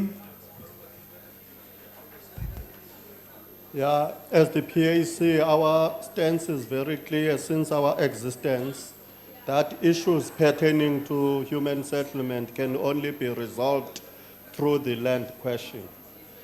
For example, in the Northern Cape's Kimberley area, RDP houses were built without toilets and running water. This resulted in the RDP housing project residents being forced to use the veld as the only alternative to toilets. In the Western Cape, Makaza, Khayelitsha, the city of Cape Town, was taken to court for providing 1,316 informal dwellings with open-air toilets. Judge Nathan Erasmus ordered the city to enclose all those toilets. This all goes to show that our people are suffering. The National Treasury states for 2015-16 that there is an allocation of 30.9 billion to build proper and adequate houses. As PAC, will really appreciate if this matter can be treated as this issue can be treated as a matter of urgency. We cannot support this vote. The ANC. Honorable Chairperson, the ANC supports the vote 38 human settlements budget, which was endorsed by the committee in order for the department to roll out service delivery through integrated human settlements. As the Freedom Charter says, there shall be houses and comfort. In realizing this, the department and its entities shall continue spending allocation of its budget in realizing the outcomes that include upgrading of informal settlements and also the provision of services within those informals that are being upgraded, eradication of informal settlements through mega projects, the upgrading of hostels and CRUs, construction, and dealing with the backyard allocations and densify in greenfield and buffer zone in order to relocate some people from the backyard. Chairperson, the ratification that the DA is mourning about, the minister has already pronounced that the NHBRC is inspecting now, from now on, is going to inspect each and every house that is being constructed, and there'll be no beneficiary that is going to be moving into the house without being the engineer from NHBRC certifying that the house is suitable for the human beings. And if we found that the contractor has done a shoddy work, the NHBRC will disqualify that contractor and send the contractor back to rectify the house and also blacklist those contractors that are continue building shoddy houses. And at their own cost, they'll repair the houses at their own cost. The NGOs and NPOs, they are given an opportunity to build houses through Honourable people's housing Member, process. your time has now expired. And the ANC support the Siyakuba. Honourable members, since we had objections, I now put the question. Those in favour will say aye. And those against will say no. The ayes have it. ke tla kopa gore ntlo e kgaogana ka bogare. A division having been called for, the bells will be run for 30 seconds. I understand.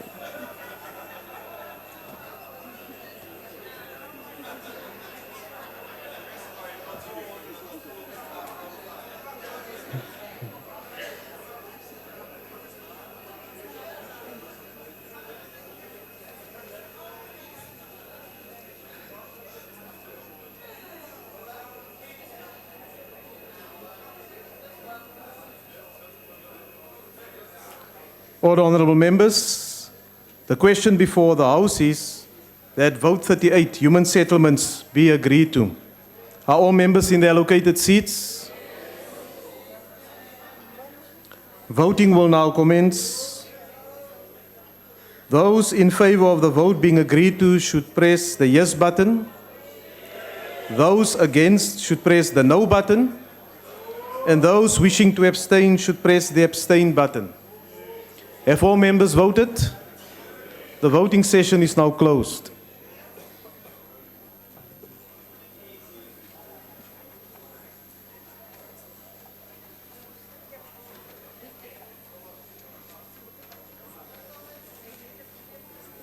Honourable members, the result of the division is as follows. Those in favour 207, those against 82, and there are no abstentions. The vote is accordingly agreed to. Honourable members, I now put vote number 39, Rural Development and Land Reform. Are there any objections? There's a request for declaration of vote, and I recognise the DA.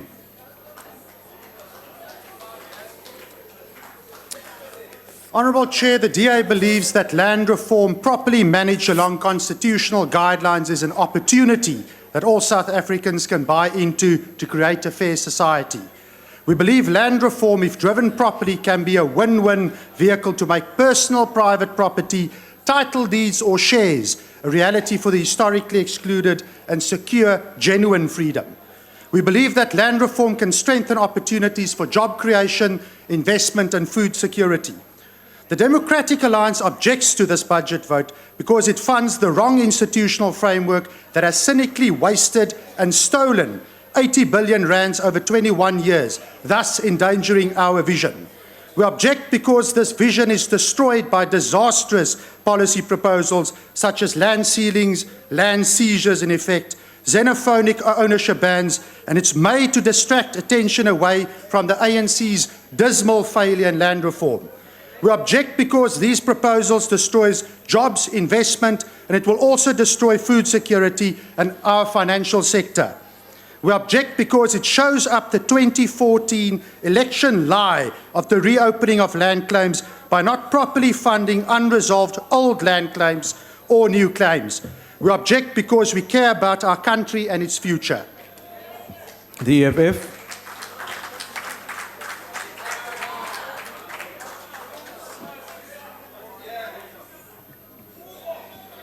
Nkosi Chairperson, the EFF reject this budget vote because we refuse to give you our money to pay back the stolen land through committing crimes against humanity in the form of colonization and genocide.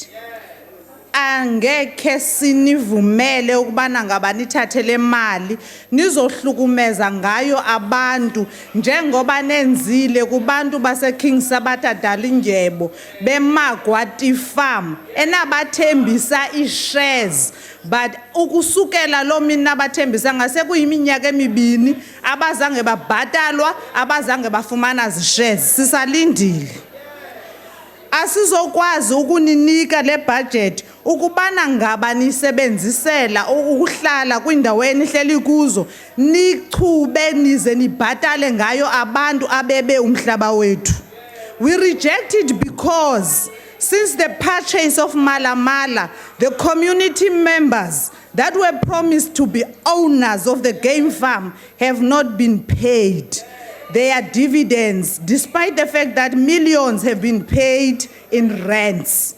This department is the cornerstone of how the ANC government continues the colonial legacy and the land of landlessness on the part of the native populations. We reject this budget. Thank you. The UDM.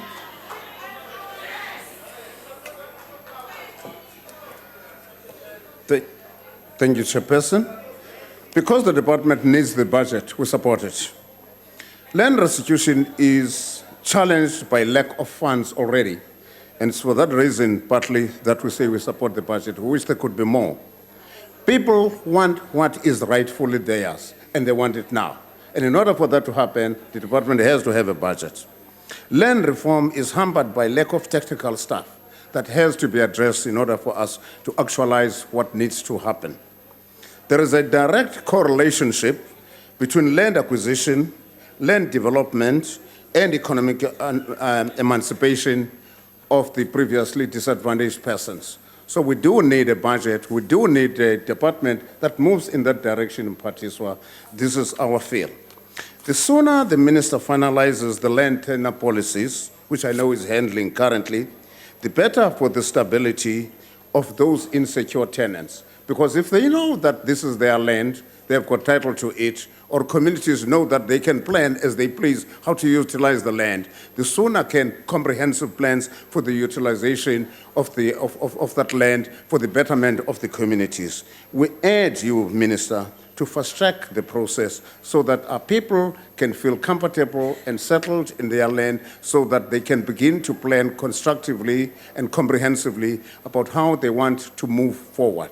We support the budget. I thank you. The IFP.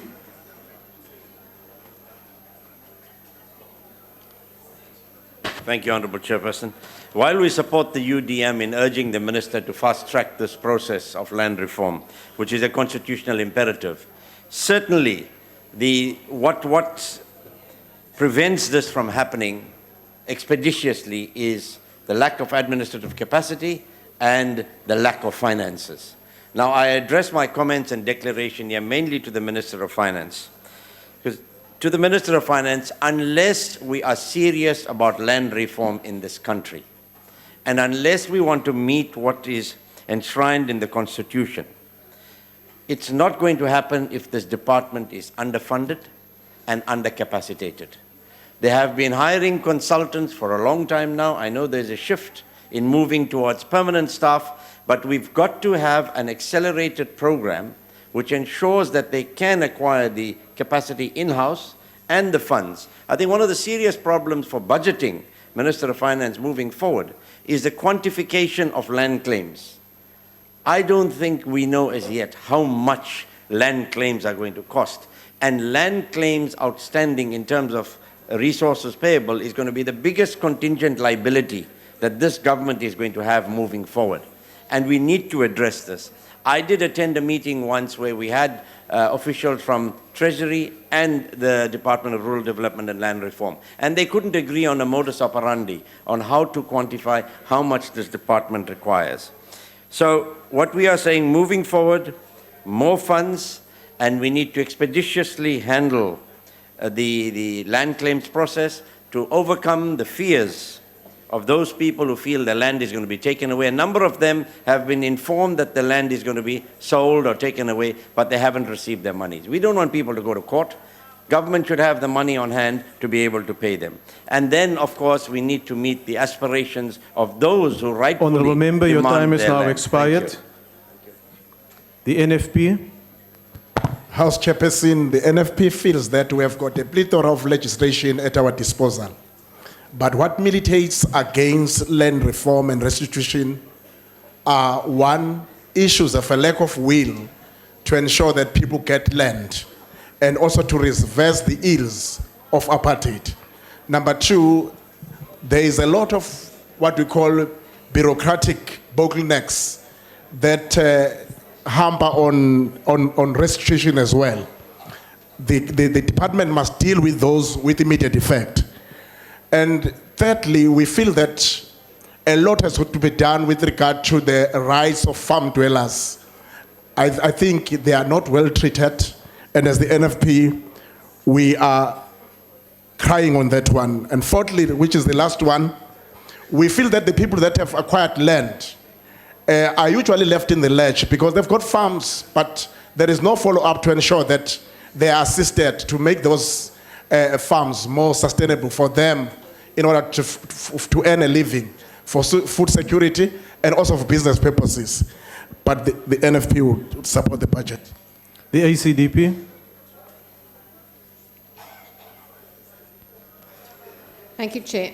South Africa needs growth at 6% of GDP a year, plus increased investment and employment, and rural development is as dependent on this as any other sector. The ACDP has expressed concern that several pieces of legislation are in the wings that have the potential to impact negatively on development. The expropriation bill recently put forward by Public Works, for example, will make it much harder to build prosperity and overcome past disadvantage by undermining property rights, deterring investment, and choking off growth and jobs. While expropriation in the public interest as well as for public purposes is clearly a necessity at times, compensation cannot be wished away without negative consequences for the country as a whole. Property rights are essential to individual and political freedom, and we appeal to you, Honourable Minister, to ensure through this department that they are not eroded. We will, however, not be supporting this vote. Thank you. Go.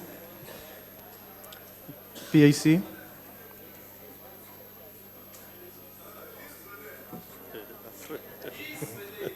Yeah, as the PAC, we are happy that the foreigners will not be getting even a cent, to sell the land. And as the PAC would like to state that the rural poverty is a direct result of removals from arable land. Rural life is peasantry life, therefore depend on productivity of the land. And the land that has low production capacity is discouraging to rural communities. The mandate of this department is too wide. The department cannot be expected to be a state within a state. Each state owns less than 15% of the land. And as the PAC, we are of the view that we cannot control or determine our own destiny as a nation without a control of our own land. So Mhlaba must go back to its rightful owners. Without any compensation. The APC. Thank you, House Chairperson. The APC supports the budget and the objectives of the department. We are clear as the APC that the instrument of colonial conquest was land alienation. And our struggle for freedom was to gain concrete expression in the restoration of land to the majority of our people. We therefore support any program to restitute land back to our people to ensure that white people don't own land in this country out of proportion of their population size. And our people also have access to land. We want to say our main concern, however, is the fact that the process is slow. Administrative inefficiencies contribute to this. We have been talking about doing away with the willing seller, willing buyer, with a lot of talk, but very little action.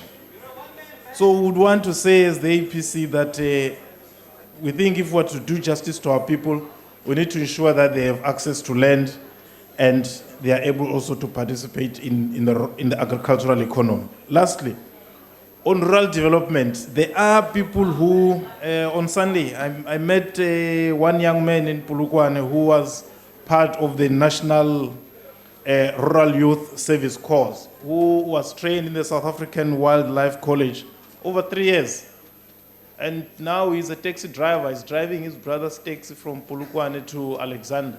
Now, question is, after such heavy investment, over 150,000 to send him to school, it's come down to nothing.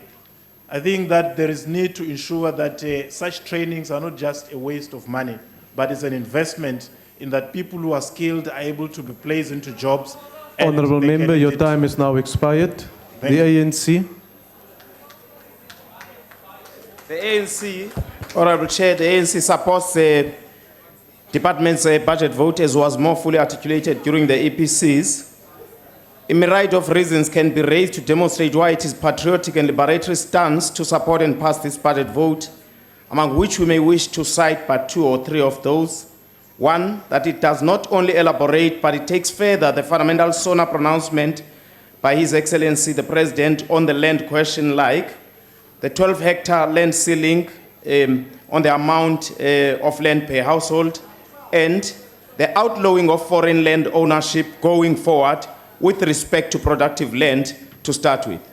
Secondly, that the institution and population of the Office of the Valuer General allows space to close the milking of the state by the unscrupulous landowners selling to the state at exorbitant prices by colluding with the private land valuers in the outgoing dispensation, because we are changing that dispensation.